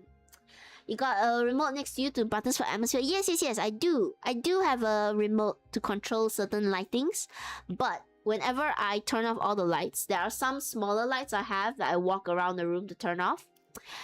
And it's trained my players to be afraid whenever I stand up. So whenever I stand up and get off my chair, I see my players immediately just tense and go, oh, Tenne's getting off their chair. What's happening? What's going on? We gotta be on alert. Sometimes I there was one time where I straightened up a bit and I removed my my glasses, because yes, Tenne sometimes has to wear glasses. And I removed my glasses to clean them off because they were a bit smudged. And I see one of my players gasp and go, why did Tenne remove their glasses? What's going on? And I had to calm them down and say, no, I just wanna wipe my glasses. They're a bit smudged. Hello, Leafy. Yes, hello. How are you? Tenne nerd? Tenne is always a nerd. Tenne training the players to fear any movement made by Tenne. I kind of have. I didn't realize it, but I kind of did. I don't have a trapdoor button. Not yet. I haven't gotten the permits to build that. Tenny needs an industrial lift chair picker. Become tallest Tenny for the vibes. I was telling you guys earlier, I do have a very high chair in that room to be able to see over the screen because I'm quite short. But yeah, whenever I get out from the chair, they're very terrified, my players. And also, I've done a thing where we have these remote controlled candles. And I give a candle to every player at the start of the game. And whenever they do something that I think is crossing a line, or you know, like characters do something that's somewhat evil, I turn off that candle. And once they hit 3 candles off, they get a visit from the Blood Queen in their dreams. So far, I have 5 players. 3 of them have lost their candles, and they've gotten this like special visit from the Blood Queen. 2 of them are holding on. Actually, no, 1 of them just lost their candle last session. So I gotta plan what's gonna happen to her. And it's really exciting. They haven't even reached the island yet. Petite Tenny, small Tenny. Tiny Tenny. Everyone, when they see my name, the first thing is they think, is it pronounced Teeny? Are you Teeny? And I just don't bother to correct them. I should. What are you making? I'm turning a VTuber into a plushie. This is Lucien Kuromiya. You wanna see her head? Ito. Here's her head. Here she is. She don't have a body, so I'm making her body right now. If I was in that place, I want to lose the candles to meet the beautiful Blood Queen. Yeah, they want to meet the Blood Queen, but they didn't know what the candles were for. Until they started catching on, like whenever they do something really bad, that candle goes out. You're not gonna pin her voodoo right now. All my plushies are not made for voodoo. It's illegal. It's illegal to make my plushies for voodoo because they too fragile for needles. She's so nice. Why would you want to stick a needle in her? Look at her. I'm really proud of how the eyes came out. It's all embroidery. Don't worry, Leafius. If you ever get a plushie from me, I promise not to put voodoo in it for you. In fact, it's in my disclaimer. Please don't use my plushies for voodoo. Yeah. I came around on her eyes after making her hair. It took me a while, but eventually I'm like, yeah, I'm happy with these eyes. What up, Tiny? What up, Big Dave?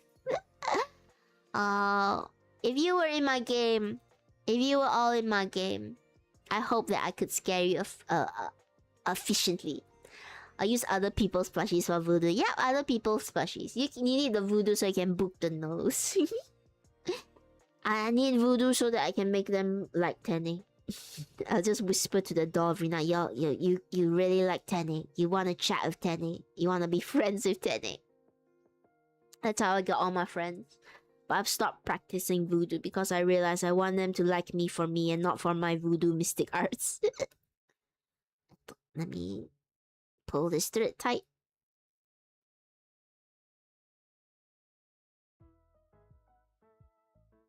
Okay, there we go. A little bit better.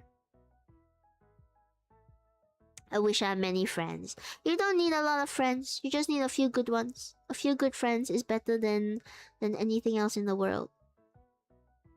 You don't need quantity. You just need quality. And all of you guys are amazing. Tell me, this is the 3rd 7 in a row somebody has rolled. I'm sorry, Leafius. You get 7 good people. You get 7 friends. That's the limit. You get the entire rainbow, and then you can't get any more. Can't get any other color. For my non-horror players, by the way, I have also accidentally trained them. 777. Everybody has rolled. Oh, good. Oh, goody. Oh, goody. Goody. I'm so sorry. Goody.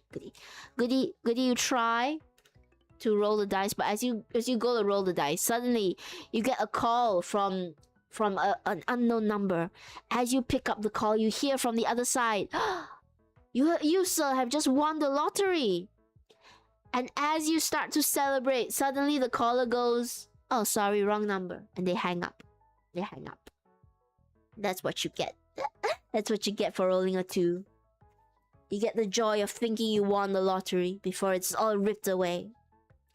But yeah, even for my non-horror game players, I've accidentally trained them. Because I use a lot of sound in my games. And I don't address the sound very often.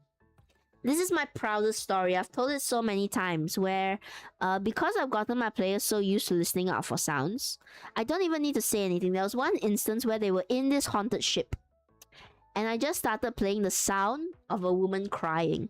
I didn't say anything, I just watched them. They were very deep into discussions. And then halfway through the discussions, one of the players stops. She listens to the sound and she goes, wait, everyone quiet. There's somebody crying. Is there somebody crying? Can we hear somebody crying? And I felt so giddy as a game master. I'm sorry, I missed that. 11, you passed. Turns out you did win the lottery, but it's only $2. Double or nothing. Bye-bye, Leafy. Bye-bye. Take care of yourself, okay? Come back around again. I hope we get to see you soon. But that was my proudest moment as a game master. And when I realized like how powerful sounds are, to get someone to react so strongly to the sound. Winner, chicken dinner. Can you get chicken for $2? A nice, lovely roast for just $2 a pop. Bring me back to those days when everything was cheaper. When there was a bargain on stuff. When a single paycheck as a milkman could get you a nice house and provide for your family. Do milk people still exist? I can buy the raw chicken and make it myself. Oh, that's very economical. That's good. Do milkmen still exist? Because milkmen used to be around because people couldn't keep milk, right? Until the fridges came around. Like they didn't know how to pasteurize it back then. I think that's the right word. So they couldn't keep it because it would spoil. So they would just get fresh milk from the milkman every day. Do milkmen still exist? $2 free dollars? That sounds like one free ice cream. Oh, that's true. There are places doing the $1 ice cream gimmick that are around right now.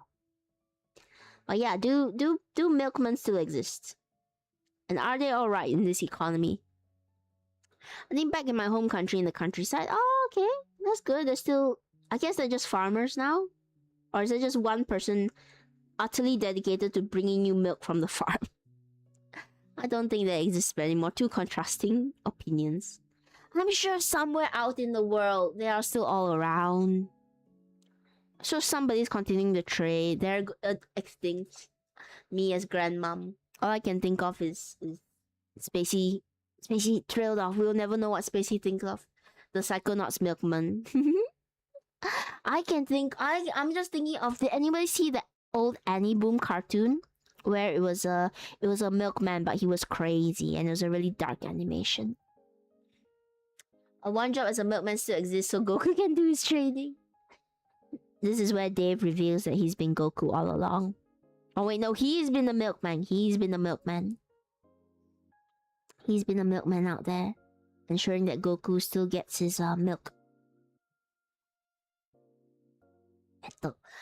All of them became depressed truck drivers with a nicotine addiction. Oh, I think they already had a nicotine addiction back in the day. If we're talking about the era of milkmen, it's also the era where smoking was healthy. It's the era where they actually encourage mothers to be with children in their bellies to smoke because it was meant to relieve stress. Only later did people realize the detrimental effects. The only stronger than Goku is Dave the milkman, who brings you the biggest of milks. You know, the song Milkshake brings all the boys to the yard. It's not about women, it's about Dave. It's about Dave and his gigantic jugs of milk. Bringing people into the yard to see his big muscles. Is that true? Fun fact, sometimes when you go to the doctor will prescribe weed and nicotine so you can relax. I am not smart enough to like question whether it's safe for you, but I feel like nicotine is in the past. Okay, I thought you meant like currently they're prescribing nicotine. I'm like, I don't know if that's a very good doctor if they're saying that you should smoke more. I'm sure there's some like weird medical case out there where somebody actually does need like nicotine in their bloodstream to live. But I think in general, doctors shouldn't be telling you to smoke more.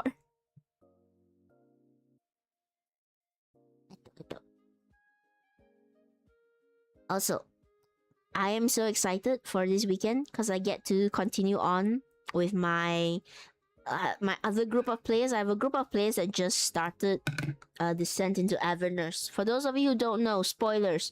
Descent of Avernus, you're basically going into what is the HE double hockey sticks of the D&D world. And it all starts because this really, really nice city fell down into the deep underdark. Not the underdark, into the deep fiery depths. And right now all of them are in the city, and I'm just gonna give them like the best time. I'm gonna make them have a really good time just sitting around the city and having a good time with one another.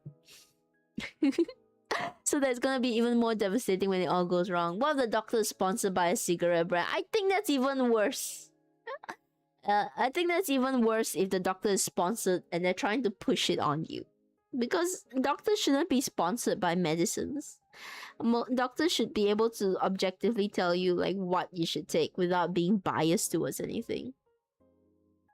Okay, we're gonna start stuffing it. Let me get my stuffing.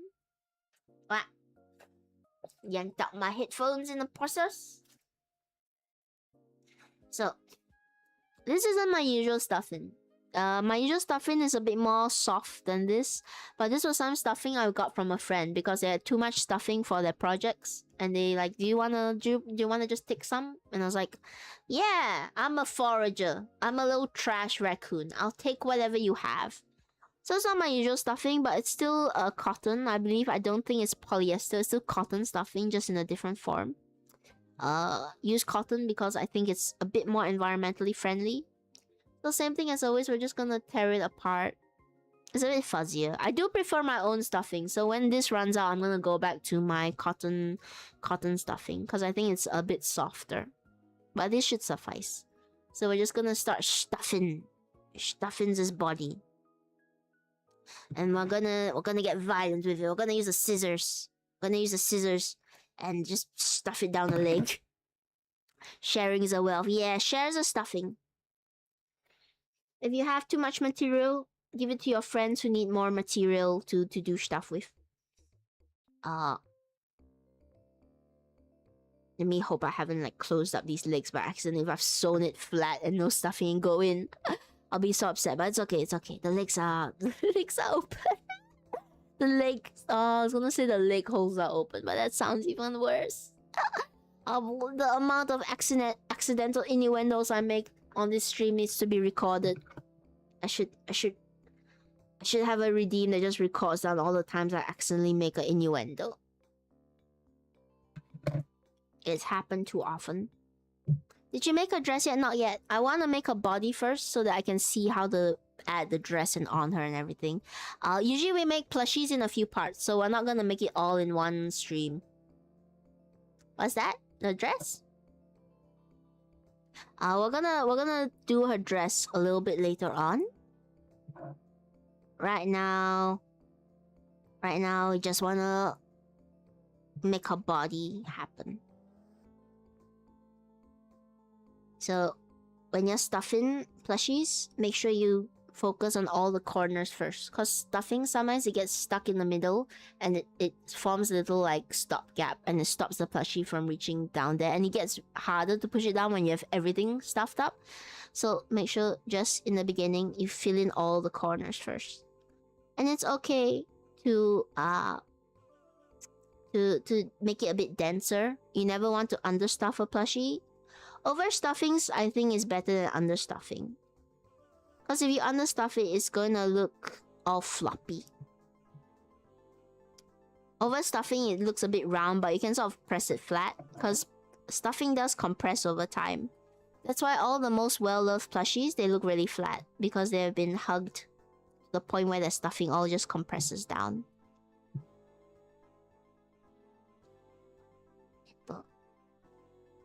So we're gonna fill up the leg here. Just using more stuffing to push down the other stuffing.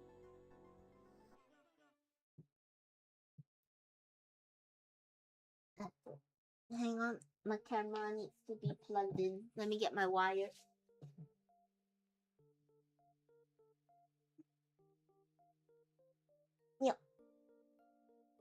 Got it. Let me just quickly plug my camera in so that it doesn't die half off.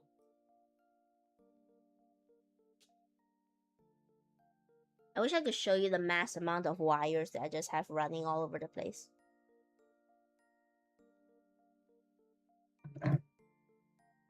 Okay.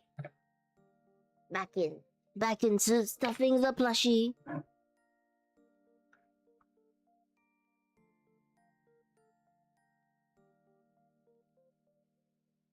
Also, this is a great way to start checking for if you got any holes in your seams. Why you need so much wire? I've got like my laptop charging, my camera charging, this other camera charging. My microphone is also plugged in. I've got a lot of wires. I just got a lot of wires because I got so many things I need to plug in to make this all function. One day, proper setup. Maybe less wires that I need to constantly move around. That would be the dream. I'm gonna get it, I swear. Okay, more stuffing time. Let me drag up more stuffing from beneath the depths of the bag. So if you're stuffing, just pull it apart a bit. If it comes really compact, pull it apart, get it a bit fluffed up. And I can just tear off a part of it and just start pushing it into the plushie. As always, just taking care to fill in all the nooks and crannies. Make sure you don't leave any gaps. I guess you can call them like air bubbles, but they're not really air bubbles. They're just sometimes you get a gap between new stuffing. That stuffing reminds me of metal wool. Don't worry, it's all soft. It's all squishy. It looks much more wiry than my usual stuffing. My usual stuffing is a bit more cloud-like, which I really love. But you know what? I got this free from a friend, so I can't complain. I'm just happy that they had some extra stuffing and they thought like, yeah, I'll give Tene some. That was really nice. So we're just gonna stuff it all in. Most important, make sure stuffing is going all the way through the joint so that you don't have a situation where it's like loose and it's just flopping because there's no real connection between the joint and the body. Oof. If you're having trouble, take a pair of scissors or a chopstick and just sort of shove it in a little bit further.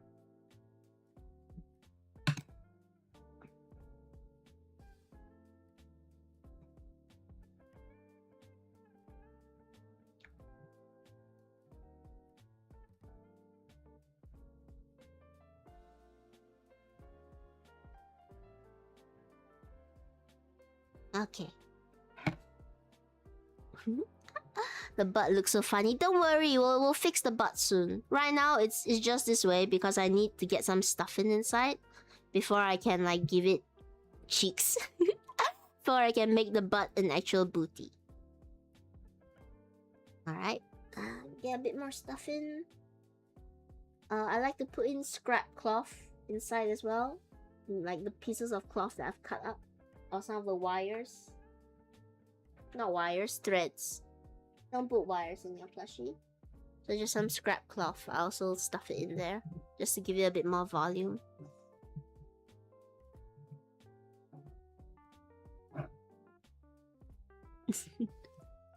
Remember, the gold is in the small details. Yeah! All the tiny things. So make sure the cloth doesn't fold in on itself as well while you're making your plushie.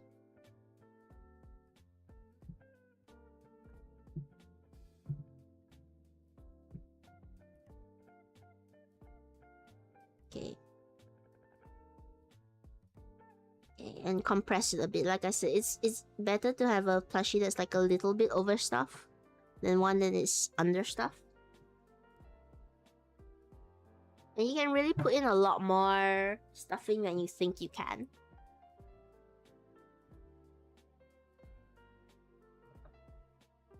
And sort of redistribute the stuffing a bit.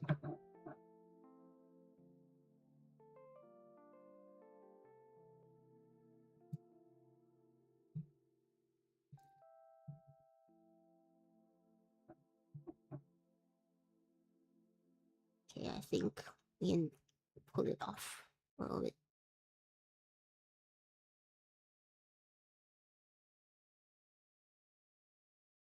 Okay, I think this is roughly where I want it to be. I'm gonna leave a bit poking out because I want to attach it to the head later on.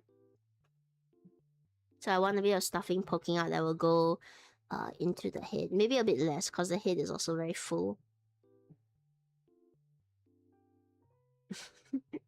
Looks crazy, don't it? A little lopsided, but that's okay. It's gonna be covered by the skirt. I'm still experimenting with having plushies with these attached legs because usually I will make a plushie where the legs are all together but they're quite short. So I'm trying with these longer legs and seeing how it looks. Okay. So here's adequately stuffed. So I'm gonna show you guys how I actually make plushie butts. So I'm gonna take this. Firstly, make sure that there's enough stuffing going through it on the inside. And then I'm gonna take this needle. I'm gonna figure out where the start of the butt is gonna be. And I'm gonna just place it about here.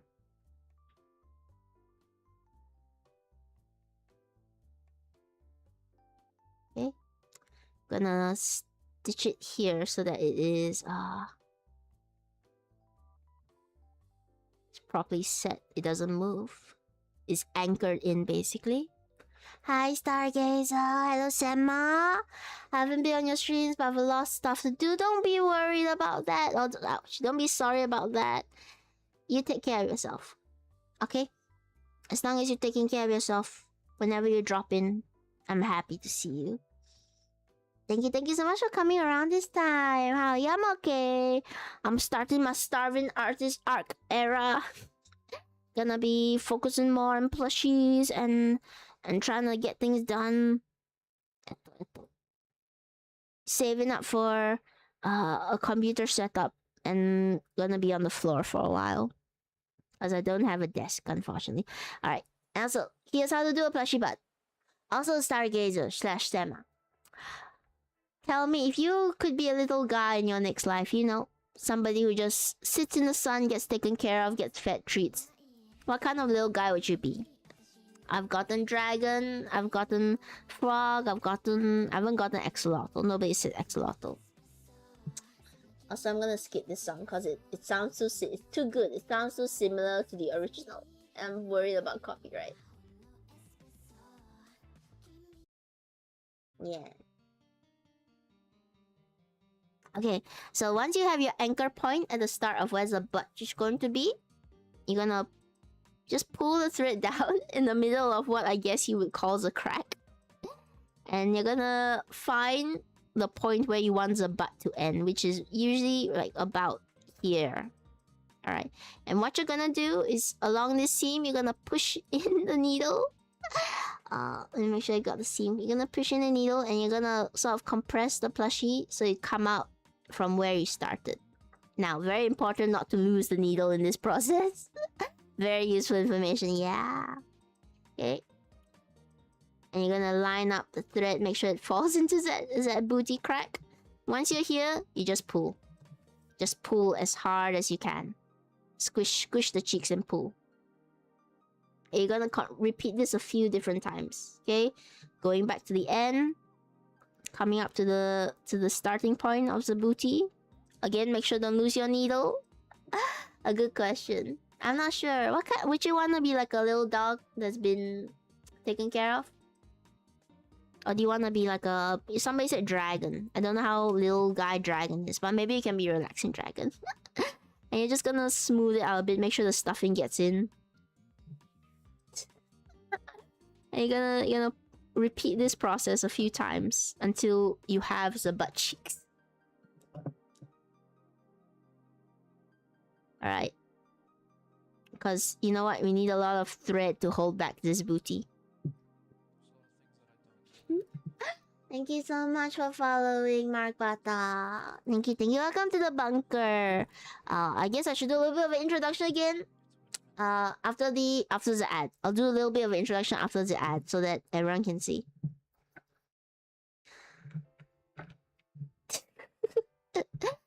Sometimes the booty comes out a little bit weird. That's okay. Just press it. I'm more of a cat person.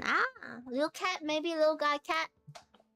Just being taken care of. Slinking to God knows where whenever you wanna be. Okay. So, yes, well, for those of you who are new here, I'm below the screen. I've sunk below. I'm gonna bring myself up a bit before I do my intro. Yes, let's go a bit higher. There we are.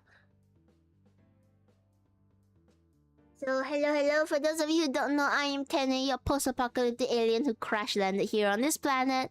I love making VTubers into plushies. I love playing D&D. I love playing board games. I love yapping. I love art. I love doing like a bunch of stuff. And I love doing it with all of you guys. So, stick around. I'll be here to just give you some cozy times. And try and make booty less lumpy. Sometimes you get a bit of a lumpy booty, and that's okay. Every booty is still nice. Yeah, you can sort of like roll it a bit. Tenny is the resident variety scuff tuber and a delight to be here. Ah, thank you, Spacey. Yeah, you can just sort of continuously pull the string around to continue just deepening the booty crack. I can even bring it out like a little bit higher if I feel like it's a bit too low of a butt. I should say that butt booty was requested for this plushie. Okay? I always ask first if you want a booty on your plushie. I do not just bootify you without your permission. Always get consent before you give someone a booty. Before you give someone buns.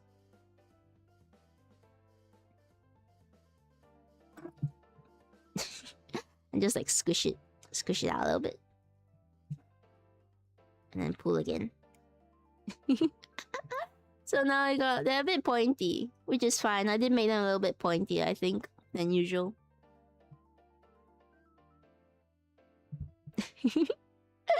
And that's how you get the booty cheeks. The booty cheeks.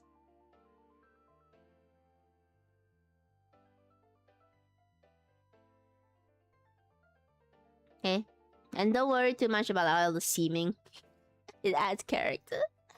Okay, bye Spacey. Take care of what you do. Take care. I hope it goes easy for you. There we go. That is how you do a VTuber, but please don't ban me, Twitch. Oh, this actually no, I shouldn't put this angle. There. Okay, and once you're done, you've pulled your string tight, you can just end it here again just by tying it off. Oh lord, they're caked up. They are caked up. Please don't report me. Please don't report me to Twitch. I promise this is all above board. It's just plushy booty. It's part of plushie making. Again, always ask permission before you give someone the buns. Some people don't like buns, and that's okay. The other thing about this plushie though is buns on the back weren't the only thing that was requested. Or rather, isn't the only thing that I'm gonna do for this plushie. Now, I'm already a bit scared with the buns. I kind of don't know if doing the front buns will get me in trouble with Twitch. I'm hoping not. We're going to attempt it. Okay? And if I get banned, you guys know why. Like, should I put a warning for nudity on this stream? Do I have to? Also, let me read the results of this poll. This is the first time I make boba on stream. Yeah, it's the first time I'm making boba on stream. I did it once off stream. No way, I don't know. I'm kind of scared. Do I have to declare that there's nudity on this? It's plushie nudity. Does that count? I don't know what to tag. I'm going to try it. And if Twitch bans me, it'll make a good story. It'll make a good story for the future. VTuber gets banned over plushie booba. Is it worth risking a ban for boobas? I have to try, right? I have to see if it gets flagged. Now, the way plushie booba works is basically a plushie butt, but it's on the front. So it don't look like booba much now, but we're gonna change that. We're gonna change that in a bit. First, we gotta pin it down and sew it up though. New episode on how Twitch hates VTubers. If we get banned for plushie booba, at the very least, I think we go viral. And that's because it's a fun story, right? A plushie Twitch bans booba, plushie booba. I mean, there's no bits. There's no bits to the plushie booba, so technically it's fine, right? Because Twitch doesn't like it when you show the bits, but everything else is fine, right? A bit of cleavage is fine. I'm not sure. I'm testing the waters for you guys. I hope you appreciate this new innovation in technology that we are seeing how Twitch is going to treat. I am actually really worried. I'm legitimately dropping all pretenses. I'm actually quite worried about whether Twitch will see this as a bannable thing.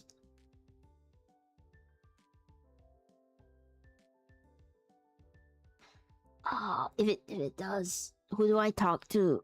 Who do I talk to about plushie booba? Like, are we even allowed to mention the B word? I don't know.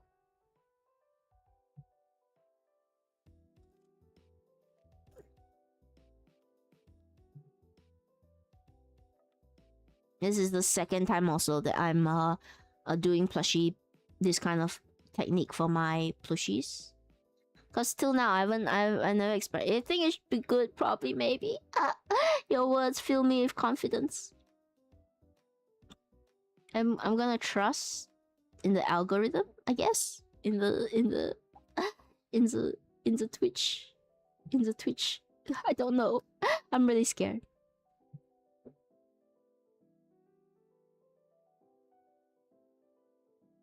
Okay, let me roll this up a bit more.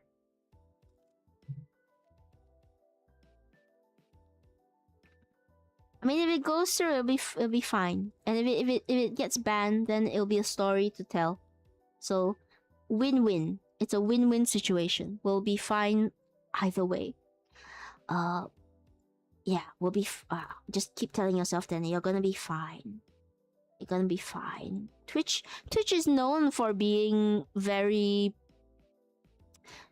discerning about such details, right?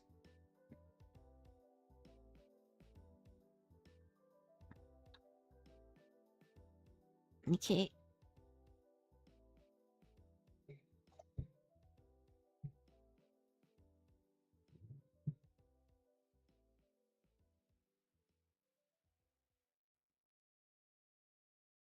After this, I'm gonna take a short 5-minute break just to stretch. Because my back is a bit sore, so I wanna like do a quick lie down for 5 minutes before I come back and continue risking my channel for a ban because of this. Okay, so just gonna finish this off.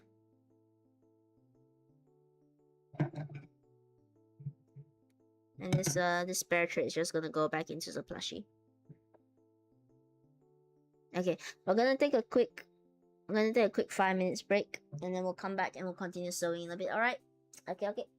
Drink some water, everybody. I'll be back in a bit.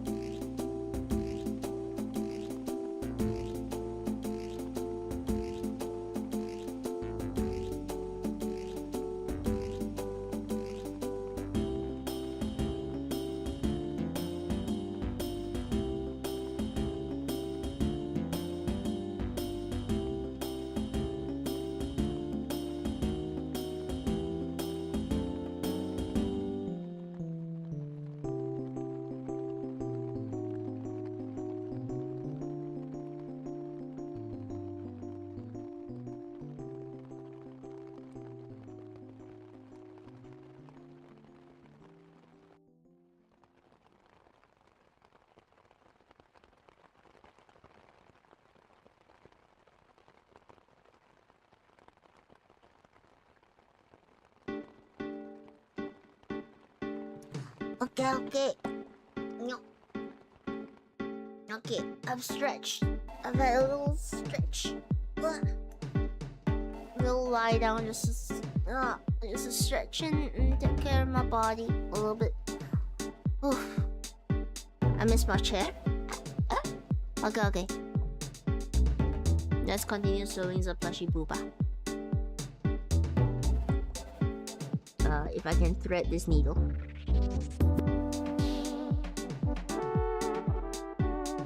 I did it! I did it first try. Oh, that was so good. Nobody will understand how satisfying that was. Except me.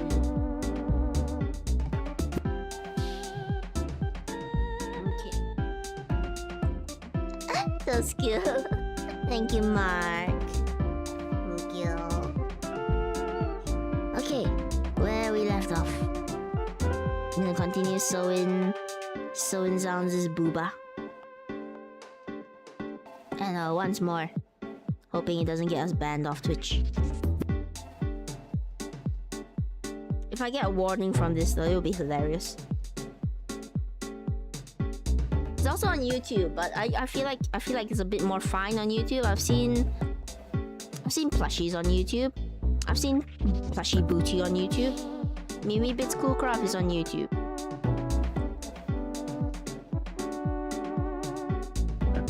There's medical stuff on YouTube talking about like all the medical stuff. Okay.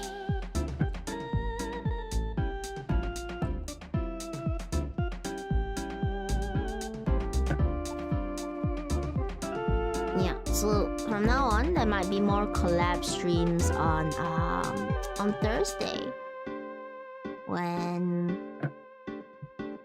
people are streaming. I'm gonna try to do my best to not crash during those streams.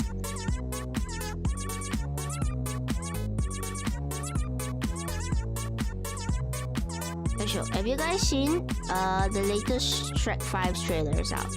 And everybody has been saying that they don't like the new models. They don't like how it looks. And I'm just thinking, why are people creating unnecessary sequels to stuff? I've seen the trailer. It looks okay in terms of like story. It could be good. It could be funny. Shrek 5? Yeah, is it Shrek 5? I think it's Shrek 5 at this point, right? It's like Toy Story 5, which I heard was good, but it kind of fell into where I suspected it will fall, is that everyone said, yeah, it's okay, but why did you have to do it? Actually, I've seen the plot summary of Toy Story 5. Toy Story 5 spoilers. There's one thing I don't like about Toy Story 5. That I think gives it a reason why it should not exist at all. Again, Toy Story 5 spoilers, if you don't want to hear it, please go away and come back in a little bit. But in the movie, apparently Jessie goes back to her old farmhouse. She gets to see how her old child, you know, the one that played with her, grew up and named her own kid after Jessie, apparently, which I think it was too sappy. Spacey, if you don't want Toy Story 5 spoilers, go away. I'm talking about Toy Story 5 right now. So Jessie goes back to her old farmhouse. She finds like a little picture of her former child who grew up and eventually had a kid and named the kid Jessie as well, which I don't know if I feel like that's a bit too sappy. I feel like you wouldn't name your kid after a childhood toy unless you were really obsessed with the childhood toy, but Jessie's person like forgot about her, so I don't think she was that obsessed with it in the first place.Maybe she just thought it was a nice name. Okay, not too far a stretch. I don't think she named the kid after Jessie the cowgirl toy. I think it was just it's a nice name. I'm online so much, everything is a sport. The thing that I kind of don't like it. The thing I don't like about it is that the first 3 movies, even the fourth movie, was all about, children grow up, children will forget their toys, and toys, you gotta let that go and you gotta keep moving forward and, give your love to somebody else. It was always about moving forward. It's always about going forward and accepting that losses would happen, You will be forgotten one day by even the one who cared most about you, but you give your everything to that person so that they can grow up and have a happy childhood and be generally a happy person. That was the entire message of Toy Stories. It is a allegory for like parents giving children all their love and all their everything and everything. But that was fine. Even in the fourth movie, you had the toys letting go of Woody and going on to live their new life and carry on. It was always about that, and they did that really well in the first 4 movies. I think just continuously building on that motif of letting go and growing up and letting things be forgotten. So I don't really like it that in Toy Story 5 you have the plot line of firstly Jessie going back to her old farm and seeing her old child, when it was so much more devastating and I think so much more poignant for Jessie to have a kid that forgot her, that left her under the bed and then eventually gave her away, and just moved on with their lives, and she also moves on to love a different child, rather than have her have to go back and see that child and like, oh, I remember that she had an impact on her because she was her toy at one point. I would rather that you go with the slightly darker implication that Jessie was forgotten and the kid moved on, because kids move on. They're not gonna remember every toy they play with. They can have nice memories of it, but it was a small part of their life. It was a happy part of their life. And the toys have learned to be happy with that and move on and love new children. So yeah, that was one point. The second point was, Bonnie moving on, the little girl that the toys have found themselves with. Bonnie having a tablet, having this new technology and moving on with it and growing up. And I don't like that they have the whole, technology is kind of not that great. You should play with toys instead. Which, fair. I do think that children should learn to play with the toys of old and use their imaginations. But Bonnie was also growing up. Why did they have to have her move backwards with playing back to toys? I understand the message was like, don't be peer pressured. Find friends who like you for what you do, and if that's playing toys, that's great. But one day Bonnie's gonna grow up. And the toys are gonna have to go through this all over again.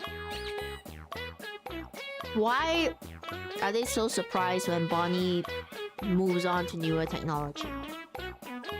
Why are they so threatened by it? And I know the newer technology is like a villain and then eventually becomes helpful to them or something of that nature.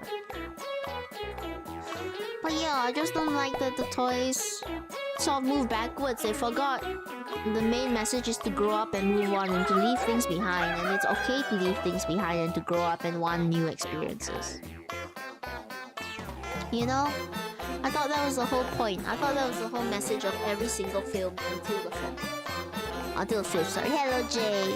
Jay, I hope you don't mind. I'm just talking about spoilers for Toy Story 5.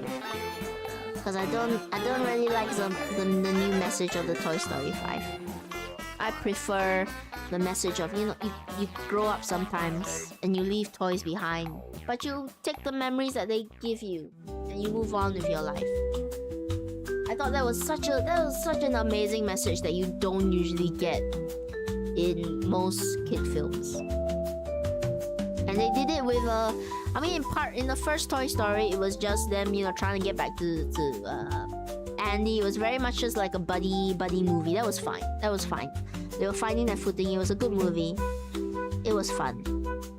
And the second movie, it was, we would learning to, Woody finding his place again. We had the storyline from Jessie, which was really, really good. I absolutely loved that the toys can feel forgotten. but you know, they move on and they learn to love new children.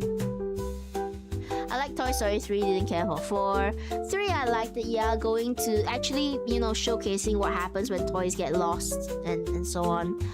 4 was fine. I viewed 4 as the send-off of Buzz and Woody. This is all spoilers, by the way. I got 0 hours of sleep. I swear my fan is gonna fall on me. Move it away so it doesn't fall on you. Don't let it fall on you. Take care of yourselves. Team no sleep. Don't form teams of not sleeping. You guys, you sleep. You take care of yourselves. You take care of yourselves. Stop neglecting your sleep cycles. I swear. But if you want to take no sleep, then listen to me rant more about Toy Story.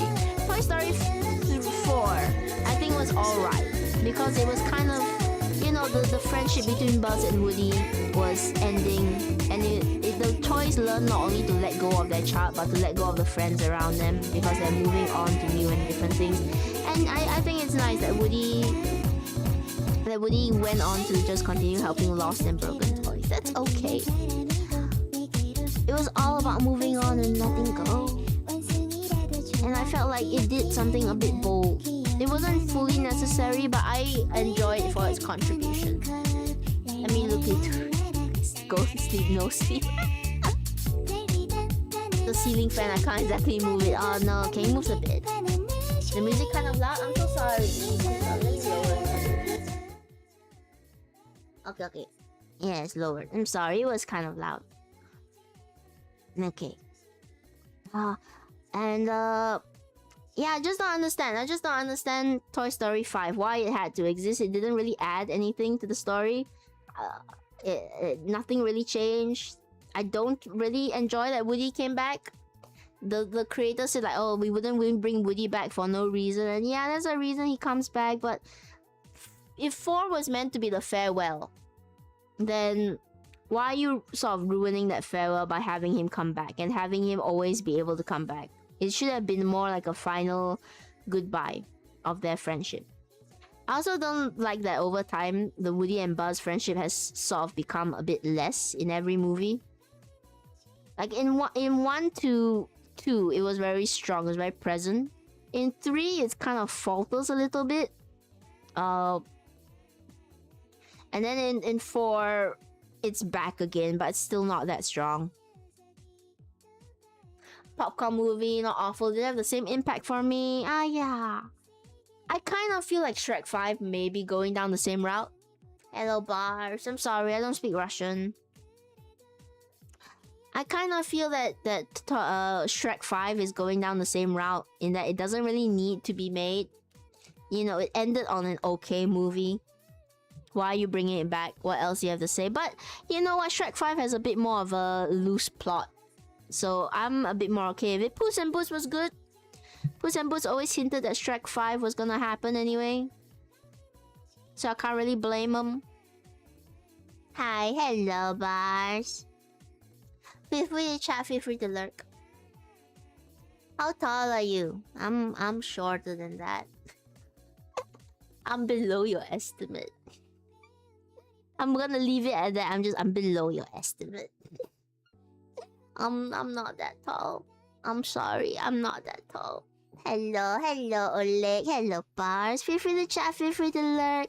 But overall, just feel free to relax and, you know, you're cute. Thank you, bars. You're cute.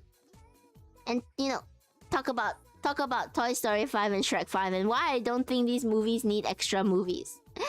Bring back new stuff. Come out with something new. I sound like a boomer. Yes, there are new things that can be created. I know there are new things in production, like Hexed. Recently, I saw Hexed coming out. And people have had a lot to say about the trailer. I don't think they like it. I think they say it looks very generic and a bit, you know, AI generated is the word they're using. Which is sad. It's sad that if it is all original art, it's sad that it gets compared to AI generation, because there's some artists that just have styles that AI generated art has stolen. And I don't like the argument that, oh, you shouldn't use AI because it looks bad. Yes, it does look bad now, but in some point in the future, it's gonna catch up. And the only reason it catches up is because it's stealing good artwork from actually talented artists. I dislike it for that reasons. I think I'm 5'4", transhuman to non-binary. Oh, happy Pride Month. Thank you for letting me know your pronouns. I assume it's they and them. But thanks for letting me know, Jay. You're 5'4". You're taller than me. You're definitely taller than Tene. Tene is small. I don't have a lot of height. Okay, so we've sold downable Booba decently. Just tug it and make sure it's not gonna come off. Hex is slightly copying Our House. Yeah, I've heard that. For those of you who haven't seen, Disney has released a trailer for their latest upcoming movie called Hexed. It's about a red witch, a red colored witch, and there's a purple colored witch that's also bad. I think people have compared it to Vision, with a Scarlet Witch. Hello Gamma! Hello Gamma! I haven't seen you in so long. Spacey's gender fluid. We love the pride people. I do. I like everyone on the LGBTQ spectrum and all the allies. Hi Gamma, I haven't seen you in a while. How are you doing? Gamma, question of the day. If you were gonna be a little guy in the next life, you know, like a little frog or a little doggo, just enjoying life, what would you be? What kind of little guy would you be? Tenny is non-binary as well. So Tenny goes by they, them pronouns. I appreciate if you use them. And thank you so much for making me feel seen. Can we go back to when they're making beautiful princesses? I'm not against them branching out, but it feels generic. There was a time when Disney was actually like making waves with you know, movies that were enchanting. Yes, they followed common plot lines, but they had love put towards them. That was love. You could feel somebody really dedicated a lot to the film. And you know, I'm not against them branching out and trying new things, but it feels like it's just trying new things for the sake of trying new things. And I won't deny they had some good ones. They had some good stuff in the past few decades, like I'm trying to think of some, like Princess and the Frog. That's quite old. The Booba is lopsided. But then my gender is whatever works for a bit. I cannot misgender me in any way that matters. I'm glad. But I always want to respect you guys' pronouns. 10 years ago, probably a terrier. Small yappy doggo. Just enjoying the world. I went for frog. I'll never forget them on how dirty they did Snow White in the live action remake. Oh, the things I have to say about Snow White. Okay. There are not many movies I dislike, alright? Because I think any movie, as long as you put some effort, as long as I see that there was some love that went to it, I can say like, oh yeah, this movie is always somebody's favorite. Somebody put an effort into it. If there's a genuine effort, there's a bit of love, I can't fully dislike a movie because I see somebody tried. With Snow White, I dislike it almost as much as I dislike the Cats movie. I'm fine with being called anything except film related. I'm fine with being called it. Okay, I've noted it down, Jay. If I ever do accidentally misgender you, or if I accidentally use the wrong pronouns, please let me know. I always try and use the correct ones, but sometimes I'm a silly and I forget. But I always try my best to make sure you feel seen. But thank you for telling me. Yeah, feel free to tell me your pronouns. I'll try my best to remember it from all you guys. But as always, please forgive Tene if Tene is a bit forgetful. I know you're gonna mention Cats. Yes, I hate Cats. I hate Cats the movie because the musical is really good. And I might go see it soon. I have to maybe buy tickets. I'm not sure. I'm still contemplating that. But the movie is bad. The movie is terrible. I hate Cats the movie. It's really bad. It's really bad. And if you like Cats the movie, I'm sorry. This is not the stream for you. It's not the stream for you. But this is not about Cats. We're gonna put the Cats rant aside for a moment. This is about Snow White. This is about Snow White the movie and how terrible it is. Sorry, I heard a door slam outside. It made me jump. Wow. It scared me. Calm down. Okay, I don't know if you guys heard, but there was the sound of a door slamming outside. It's a bit scary. Anyway. Yeah, so you know why I dislike Snow White more? What was that noise? It was a door slam. Something got slammed outside. It's okay. There are people in the house, so they'll take care of it. It might be the wind. The wind might have slammed the door shut. Okay. Can Disney be charged with vandalism on the movie? It's their own property, so it can't be. I wish. And you know, I'm ignoring all the drama that's going on with the Snow White film outside of the film itself. There's a whole bunch of stuff that's happening there. I'm gonna ignore it. It's a whole thing. But the reason why I hate the Snow White film so much is because there is this YouTube channel. There's a reason I hate it even more than I would other films. And again, no hate towards the people who legitimately tried to make it earnestly. Like the guy actor, I think he's really trying. I don't like Gal Gadot as an actress in terms of acting. I don't think I didn't like Wonder Woman because of the acting. Let me just see if I get the name of the YouTube channel right.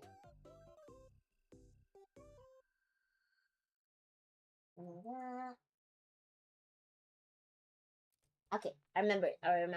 It's called, there's this YouTube channel called Patty Cake Productions. And as many things I want to do, you pass out kind of daily because I pass. Go to a doctor. Find out why you're passing out. It could be dehydration. It could be a medical condition. Please go to a doctor and get yourself checked out. It's very important that you do so that you know how to take care of yourself and make sure somebody is always around. You drink plenty of water because dehydration is a likely cause. Okay, sit down if you need to. I'm worried. Take care of yourself.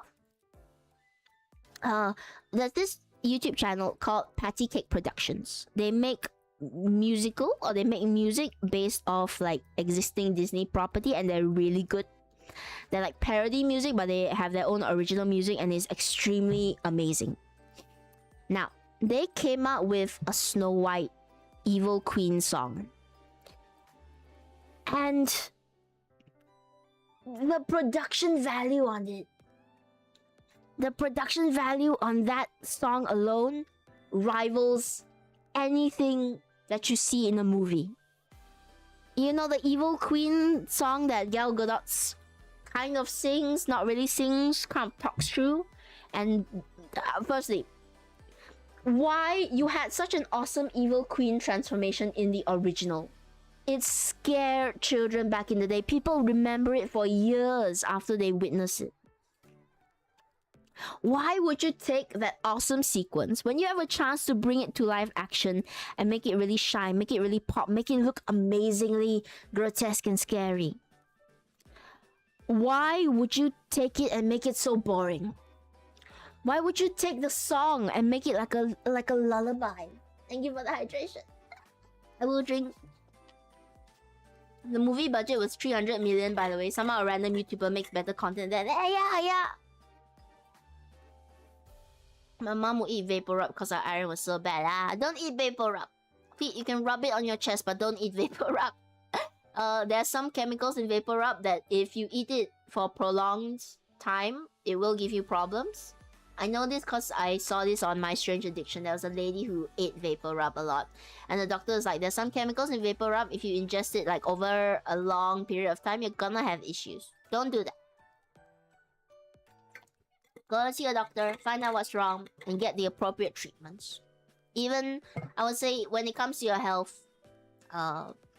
you shouldn't spare any expense. But many places are still not giving adequate healthcare. Is my 2 cents. Yeah. But yeah, so go check out Patty Cake Productions because they are amazing. They are independent. And they came out with this Evil Queen song that has this beautiful sequence where they faithfully follow the original Evil Queen transformation. And it is just absolutely beautiful. And the song actually makes you feel for the Evil Queen. You're like, oh, I can't believe she actually had to go through all of this as a woman. Trying to sleep now because my partner gave me some tips. Have a good day. Good night. Take care of yourself, okay, Jay? And rest well. And come back to the stream sometime. I hope we can see you around soon. Come back and see the completion of Plushie.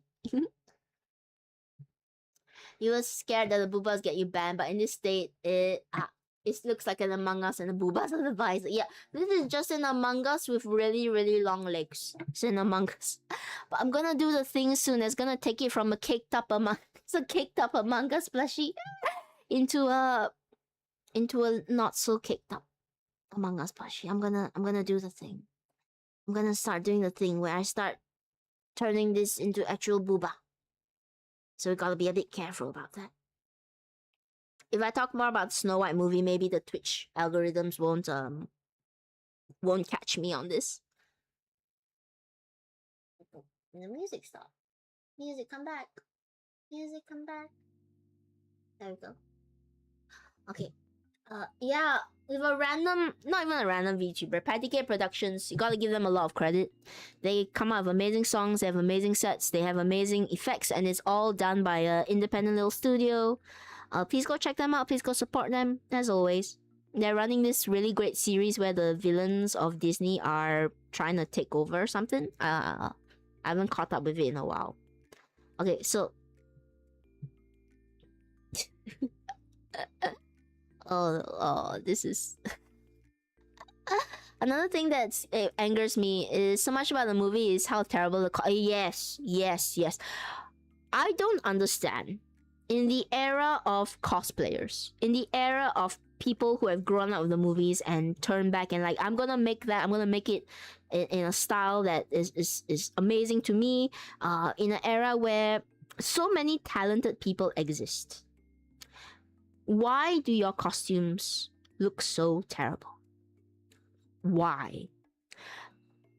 Cinderella was fine. Okay, Cinderella, Belle, they were okay. They were fine. But what went wrong with Snow White?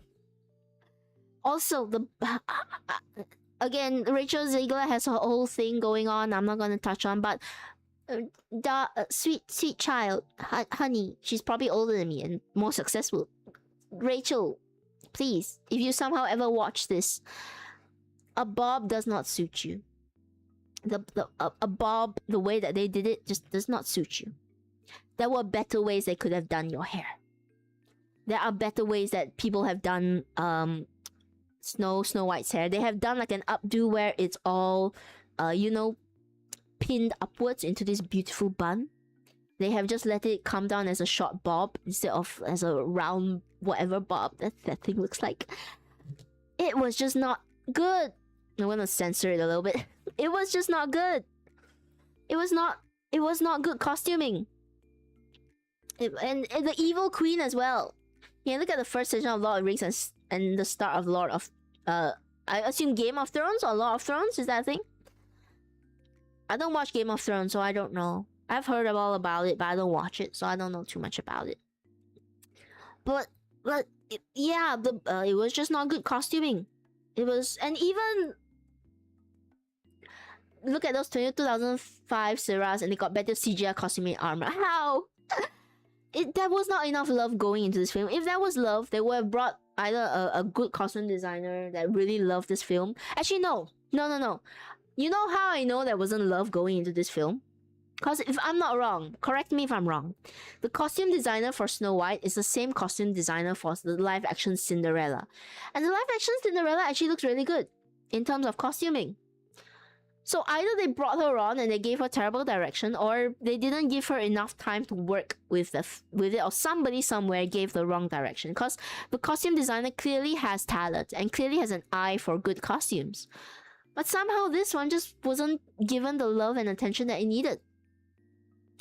And I have this gripe with most Disney films, is that the costuming for most of their princesses do not look that great. Even with Cinderella was fine. Cinderella was good. It was pretty. Belle was okay. Something about it, I didn't find the magic. How do you know 100% can tell there was zero love in the movie? Okay, it is exaggerative. There's probably people who did put love into the movie, but you can kind of tell that they didn't respect the original story, because if there was love for the original story, they would have firstly made it a bit more faithful to the original, and they would have respected the romance between the prince and Snow White a little bit more. They would have respected, you know, what the story was trying to tell, that somebody who is kind and thoughtful and loving deserves to be appreciated in the end for their efforts. Because the original story of Snow White, the girl that played the original Snow White said she hated the original story. Yeah, that's the controversy with it. The original story wasn't about, oh, she's a girl boss, she's gonna rule the kingdom and she's gonna be great. And I'm okay if you want to put in elements where Snow White takes a little bit more agency to do things and, you know, be a bit more proactive in the story, like they did with Cinderella 2, the sequel, the animated sequel, where they gave her a bit more of a proactive role. But I'm okay with that. The issue is they conflated kindness and care and even parentalhood, motherhood, with being weak, which is not true. The original Snow White, she was kind, she was caring. Yes, she was a bit more like stereotypical, you know, take care of the house, domestic, but she whipped the dwarfs into shape. She didn't do all the housework and let the dwarfs be lazy. She taught them manners. She was kind to them. She was loving, and that's why everybody loved her. It's why the hunter in the original story spared her, because he could not bear to strike down someone who was so kind and lovely. The new movie, The Kingdom, went to heck when the queen took. I think as well, I dislike that they tried to bring Snow White to be more nuanced and more like agency and girl bossy, but they reduced the queen to just, yeah, I like jewelry. Yeah, I like them. Again, I'm not against somebody just being wholly a bad person. But it seems really weird that you're trying to push this message of Snow White is way more badass now. And then you just like way more less girly, she's less of a stereotype, and then you push the queen to just be, oh yeah, she likes jewelry. This is why I like Patty Cate's productions, because they took the evil queen and they gave her a little bit more. She's still evil, but they say like, oh, she's evil because, you know, she had to grow up in a world where beauty is so cherished that it sort of became she became obsessed over it. And even the original is like, yeah, the evil queen, she is clearly a talented woman. She's got magic, she's got all this, but she's obsessed with beauty, and that's her downfall. The vanity of the movie was the cautionary tale versus kindness and care that Snow White would give to people. And it's a simple metaphor, it's a simple allegory, it's a very simple message, but it's effective, it works. And yeah, original Snow White, it's got its own problems. I'm not gonna say it's flawless as well. And you had an opportunity to fix those flaws while amplifying all the good parts of this movie, but you didn't. You in some ways, it kind of shows you probably didn't respect the original enough to emphasize what made it so great. And you try to add in these new sections that obviously go against the original message, but weren't given enough care and love to be its own original thing and for people to respect it as much as they did the original. You know, classics are classics for a reason. They can have problems, but you need to, if you're gonna bring back a classic, you need to understand why it was so beloved. How the queen can be envious of Snow White when literally Snow White was not more beautiful. Okay, that's pitching into like comparing actors and actresses. To be fair, the bob on Snow White not doing her any favors. I'm sure Rachel Ziegler is beautiful in her own right. Gal Gadot is beautiful. They're beautiful women. I don't want to pit like women against women. Gal Gadot, I don't appreciate her as an actress though. I don't like her acting. I didn't really like the Wonder Woman movies. I don't like her acting as Evil Queen. And I didn't like her costuming for Evil Queen. I know they tried to copy the original a little bit, but all the wrong parts. Like the colors are all inverted, and it doesn't look good. It looks like she's wearing a morph suit half the time. And you know, this was your chance to give the Evil Queen more nuance. If you really wanted to give the Evil Queen like you know, with Maleficent, I'm 50-50 on the Disney backstories that give evil queens and villainesses like reasons why they're evil. I think it's okay to just have someone be evil for the sake of being evil. But I thought Maleficent was decent. And I liked Cruella, the live action. I liked the take that they did on her. So it can work. You just need to, you know, give the story a bit of time to love. Every single picture of the actress will just look 10 times better than every frame of her in the movie. They did do her dirty. I will agree. They did do her dirty in the movie. They should have given her better costuming, better direction. Call a cosplayer in, for goodness sakes. You have all these resources, and I'm sure cosplayers would love to be part of the scene that they admired and grew up in. You know, give it a little bit more. Why are you doing this to these actors and actresses? I like to believe that, you know, that there was somebody who did think it was going to be a good movie. They just didn't have a good vision. But at the same time, I just really dislike the movie for what it failed to do. For what it failed to give. And also, the whole thing about dwarf actors, right? That was really bad. They should have gotten proper dwarves to play it, because yeah, there's a whole drama about Peter Dinklage and how he says, oh, short people shouldn't be made to play short roles. But that's how most people get their jobs, and there's nothing wrong with that.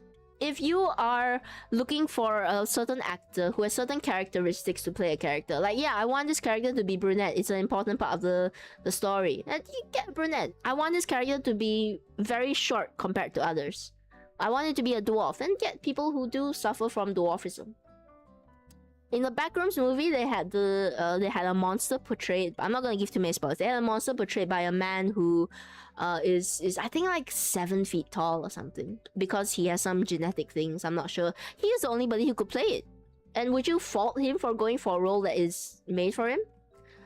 Stupid both in the arguments and this controversy. It was I try and stay away from controversy, but I will give my 2 cents on things that I feel strongly about. Like, yeah, there shouldn't have been controversy here. Just hire dwarven actors. Dwarven actors. The people who suffer from dwarfism. Just hire them. Give them good money. Give them a good role. Make them, you know, portrayed well. The dwarves were caricatures back in the day. Okay, sure, give them a bit more character. Give them a bit more love and understanding then. The issue is not running away from the controversies that the old movie gave. The solution, I believe, is to look at these issues and, you know, give them a more nuanced take. If the dwarven caricature of the dwarves was bad for people who had dwarfism, make it good. Give those roles to people of dwarfism. Consult with people of dwarfism. Talk to them about how they can make this role acceptable. Like, it would have been so cool to see the dwarf's house with actual. I mean, it's already done. Everything is set for their height. But it would have been so cool if they consulted with people who suffered from dwarfism and they got their input put into the house, and you can see like how it actually would feel to live in a place that has dwarfism for people. Peter Dinklage, do you think Benoit Poirier is not a short person? I think he's a good actor, firstly. I do think Peter Dinklage is a good person. I think it's dangerous to say that, oh, he's only popular because he's short. Certainly, he has gotten roles for it, you know? Certainly, I don't deny it. I don't deny it. He's gotten credits for it, and there were roles that only he could play. You know, like even Tyrion Lancaster, they purposefully wanted him of that stature because he was meant to be outcast for. It's Tyrion, right? It's Tyrion that he plays. I know a little bit of Game of Thrones lore, but not a lot. Is he Tyrion or is he somebody else? I don't know. But the dwarven character, I've heard that they wanted him to be in that role because they wanted his character to be outcasted for his disability. Which is great, it's fine, it's good. If you're gonna play somebody who doesn't have an arm in a movie, it's probably better to get somebody who doesn't have an arm. Can fit roles way more perfect. Yeah. I do think it's a bit of blindness. You're gonna hate me for this. I always want to air that people don't have bad intentions. So I want to air on the side of him when he said the thing about dwarfism that he didn't realize because he's in a privileged place. So I hope that he looks back on it and maybe he regrets it. Because I know a lot of people who did come out with dwarfism that said no, they want the roles that only they can take. You know, it's a whole mess. It's a whole mess. But yeah, I wish they had given that movie a bit more love. Cause Snow White's not a bad tale to remake. It's one of the oldest movies. It's one of the first ever movie that put Disney on the map. So the least you could do is give it a lot of love. Give it a lot of love. You know, you want to bring a modern spin on it, that's more than fine. But you have to respect the original. You have to respect what made the original good and take advantage of all the love that fans have given that movie over the recent years. There's a reason why games with modding survive longer than games with not, for the most part. It's because it's the love of a fan base. It's the love of people who absolutely adored this movie coming out and giving it life to continue onwards. It sounds really cheesy, but it's true. It's true. That's what makes movies, makes all these different things so amazing. Okay, we have the body. It's I think I added too much stuffing. I think I added a little bit too much stuffing. It's a bit curvier than I thought it would be. Let's see. I'm gonna try, because I do have to leave in like an hour's time, and I want some time to leave, you know, get ready for heading out. I'm gonna try and sew the body on, never too much. I'm gonna have to call. Cause I messaged Lucien. I have her message. I have her DMs. As a brag, I have her DMs. You did say it's better than more than less. Oh no, my own words coming back to bite me. That's true. I did say that. I didn't realize it would be used in this context, but you know what? I did say that. Okay, so we're gonna try and connect the head and body. I'm gonna try and connect the head and body and sew them together. And I think I'll end the stream after that, because I need to head out. And I want to get ready for heading out. I don't want to just... I'm not in a position where I can just grab stuff and go. Okay. Let me see this body a bit. Okay, so what I'm gonna do is I had to do this when I was experimenting with this technology before. You put arms later? Yep. I'm gonna put arms later because I want the head in the way so I can see where the arms are gonna go. But it's good because if I just put it like this, right, it will be a bit too squashed. So I'm gonna do what I did for my previous booba experimentation, which is I'm gonna cut out a piece of cloth and I'm gonna wrap it around here, and that will sort of serve as a little bit of a neck, because this is a bit too close. See, if I put it here, it's gonna look a bit silly. So I'm gonna add a little cloth so it kind of comes out just a bit like this, and also it'll be easier to sew around. Where is my cloth? All right. So I'm just gonna eyeball this a little bit.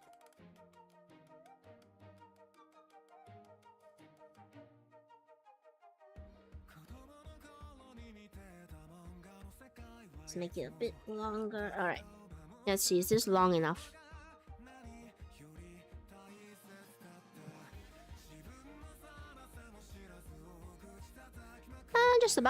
Just about long enough. Just about wraps around. Okay, that's good. It's not gonna be this big. Okay, so I'm gonna put the head aside for a bit. I have no idea what's going on. I had to tell a guy he had to wait for our store internet to come back up. That's what's going on. He has to wait. He has to be patient. So I'm just gonna eyeball it a bit. I'm gonna cut this in half lengthwise because it doesn't need to be super long. Don't do what Tenny does. Tenny eyeballs a lot of stuff. By right, you should measure appropriately, but I don't. Ah.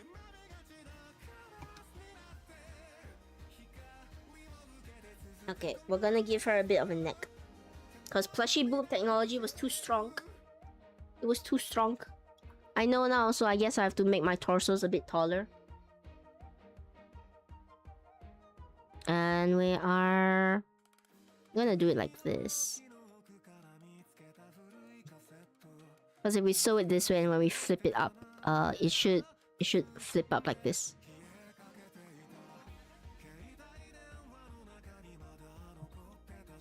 Measure never, cut 5 times. That's how the saying goes. Yep. Don't be like Tene. Tene doesn't measure enough. 10, you just passed the mark. For that, you get plushy booba in your face. You get a little bit of plushy booba in your face. Do you enjoy that? Oh, is this gonna be enough to wrap around fully? Kind of, a little bit. I can make it work.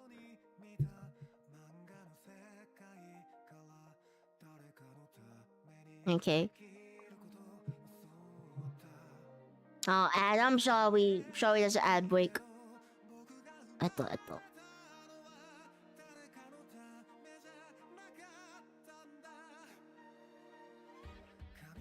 We're gonna have a react stream on Sunday, by the way. I haven't planned for it yet. I still need to find videos to react to. I've no idea. Ads, what are those? Oh, salesmanship. Yes, if you subscribe now, you'll never have to suffer from ads again.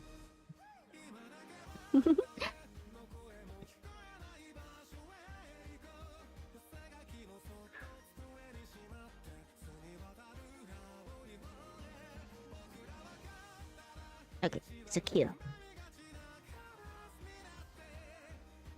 Okay, and we're just gonna do a very simple running stitch along the edge.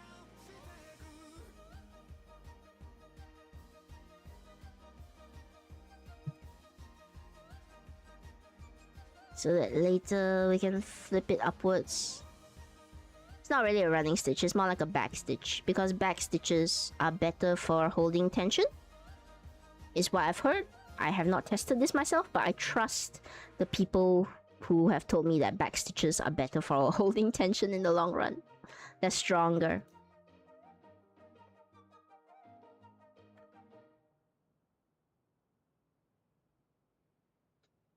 Did you react to the guy talking about Australian wildlife? I didn't. Well, who's the guy talking about Australian wildlife? What's going on? I have 20 cents in my bank account. No, don't feel pressured, Sama. It's a joke. Please don't feel pressured. Take care of yourself. Go use those 20 cents to treat yourself to something. People on the internet never lie. That's true. I would never lie to you guys, and I'm on the internet. What? I'm right here. When I tell you that Tene is the best VTuber in the world, that's not a lie. That's a delusion. That needs to be treated right away.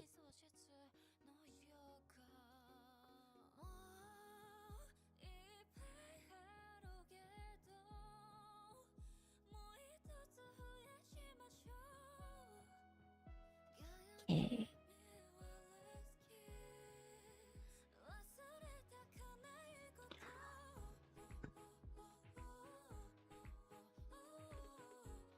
Okay, I gotta be careful here to make sure I'm going through both layers.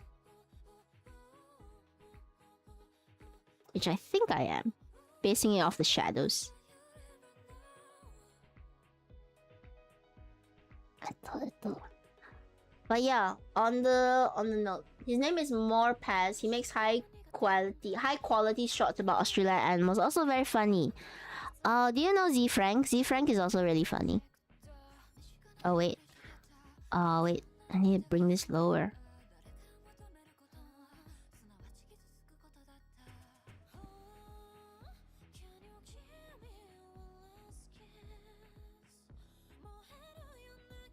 Hang on, let me see if I can bring the needle back from this.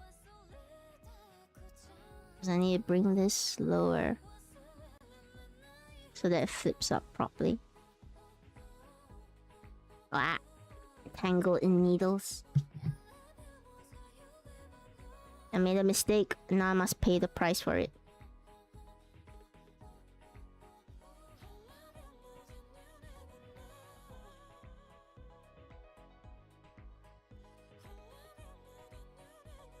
It's okay, I can fix it, I think.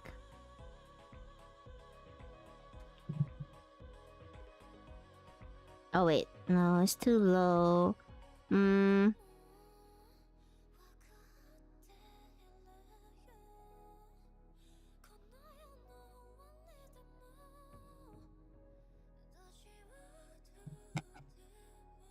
Okay. He's okay. We okay. Tenny knows how to fix this mistake.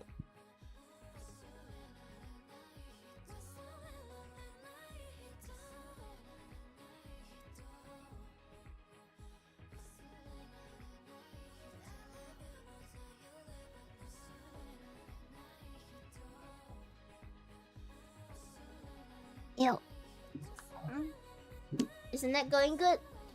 Yeah, I'm trying to make it work.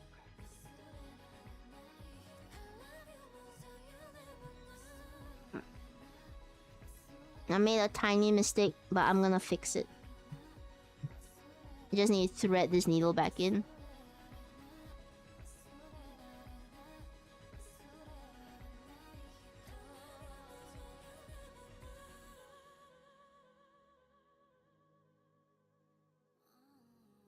Give me a second, as I'm concentrating on this needle.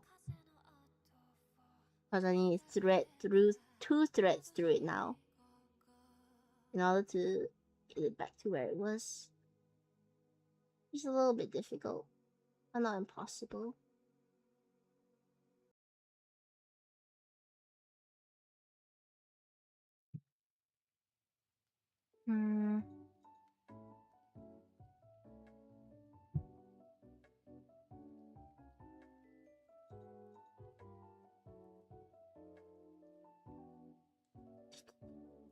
Also, this entire conversation was sparked by you know, Disney not being as original as they used to be.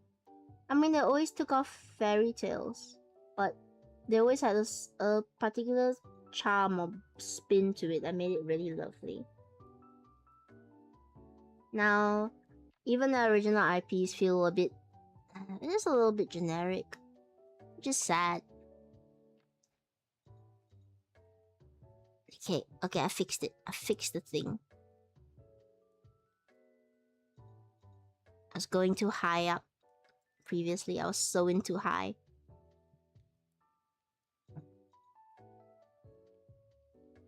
So also, these are the kinds of mistakes I gotta fix on the fly with plushies.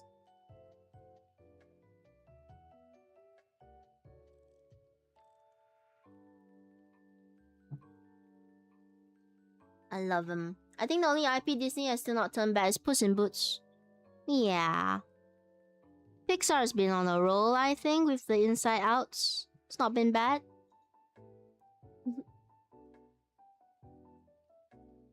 Puss in Boots is pretty good. That's why I think maybe Shrek might be decent.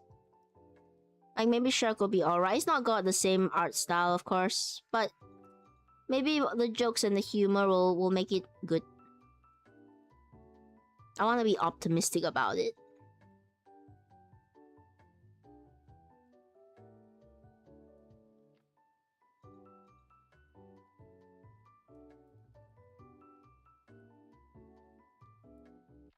Yep.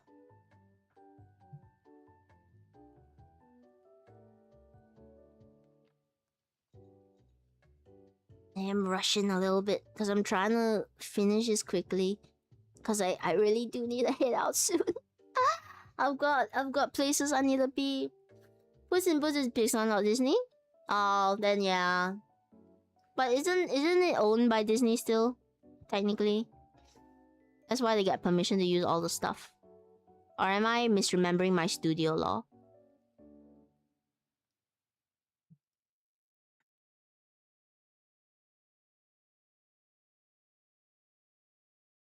Okay.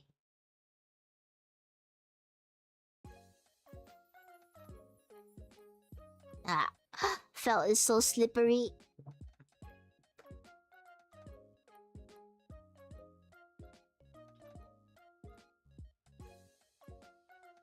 Yeah, okay, we're going good. We're still on the ball.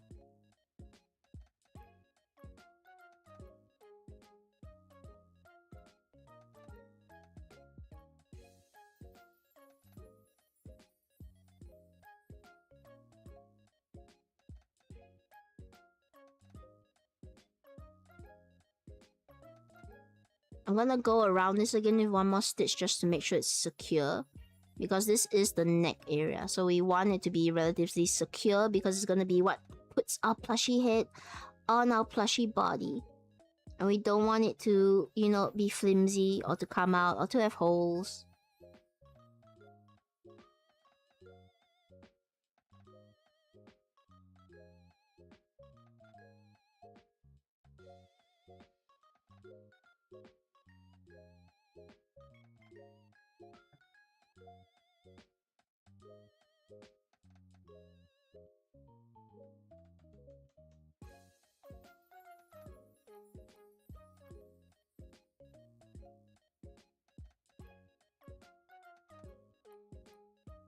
Alright, so later on, it should just flip upwards like this. Yeah, but I can see there's a few gaps here that I need to take care of. So I'm gonna go through it one more time with one more thread. Puss in Boots is owned by DreamWorks. Has no connection to Disney. That's good. That's good to know. I'm gonna stuff a bit more stuff in so I just can see where the neck seams are. Where's my thread? There it is.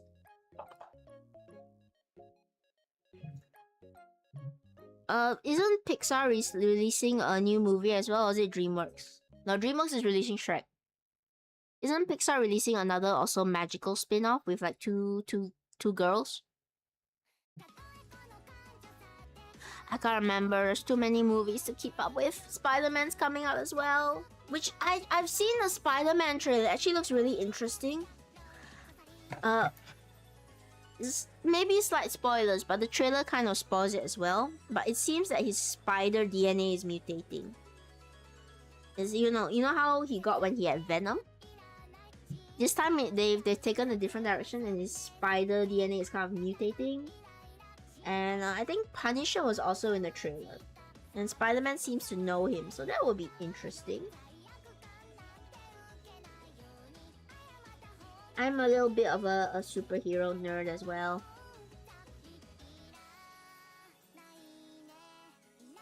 Yeah. Let's go through it one more time. Hello, Angel. Hello. How are you doing? We're just pinning down this plushy body so we can sew on its neck. Yeah, and I'm gonna go through it one more time with a second set of stitches. Because the first set is just really to hold it in place.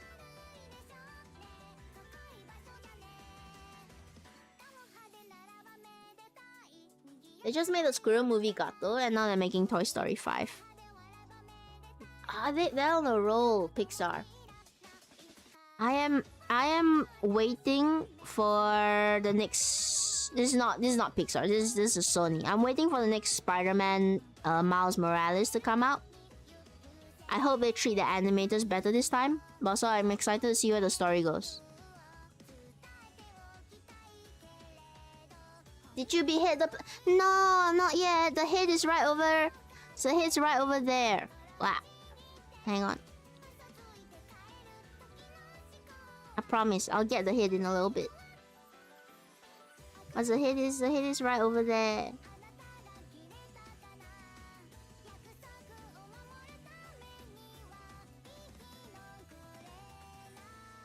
I'm gonna move these needles. There's the head of the plushie. She's not done yet. So I'm making her body now. Wow. The big head. I know nothing about heroes, sadly. I think they're okay. I like the Marvel movies. It's gotten a little bit hard to follow along because so many things have happened. But it's kind of like a comic book. I appreciate it. I like it. I need to catch up so many things. Oh, it's kind of awesome, I think. I know people have like superhero fatigue. They're kind of burnt out on heroes. But I say give it a shot when you like got nothing else to watch. It's quite a fun watch.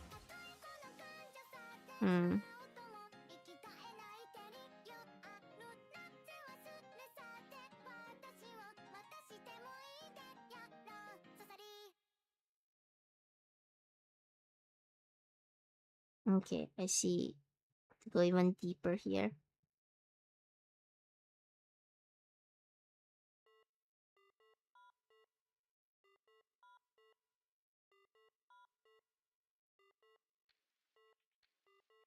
Stuffing's all in the way.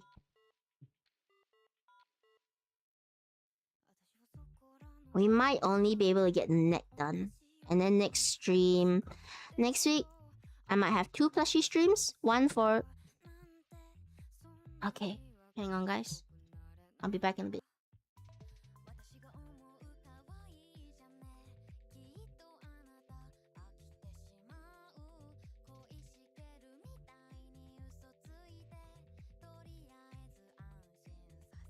That was a call for me to have to head over soon. Okay. So we're gonna have one more stream next week where we do the body. I will finish up the neck off stream, but I'll do the arms and the body on stream, and I'll see if I can do a bit of the clothing on stream as well. I'm thinking about how we should do this, cause I wanna invite Lucien if she's free to come onto a stream and watch her plushie be finished. Yeah, I'll finish this up. I might connect it to the head and I might do the arms on it off stream. Okay, but the only super I disliked was Ironheart. And she was okay. I think in the movie she was like she wasn't that strong a presence. So I didn't really feel much for her. Are they even making stuff over Endgame? Yeah, they're making Doomsday now. And I'll tell you all about it next time when we're on. Our next stream is going to be this weekend. And I'm going to be doing a react stream. Or at least trying to. It's my first time doing a react stream. I have no idea how it's gonna go, but come around, stick around, and we'll see what happens. So this is where I'm gonna leave it for now. I have to go off. I have to go now because there are places I have to be. So let's raid out. Thank you so much for spending time with me today, by the way, guys. I had a really fun time talking to all of you. I think I'm getting better at public speaking. But let's raid out. What's our raid message? Our raid message is let's raid Freaky. Let's raid Freaky and let's tell Freaky.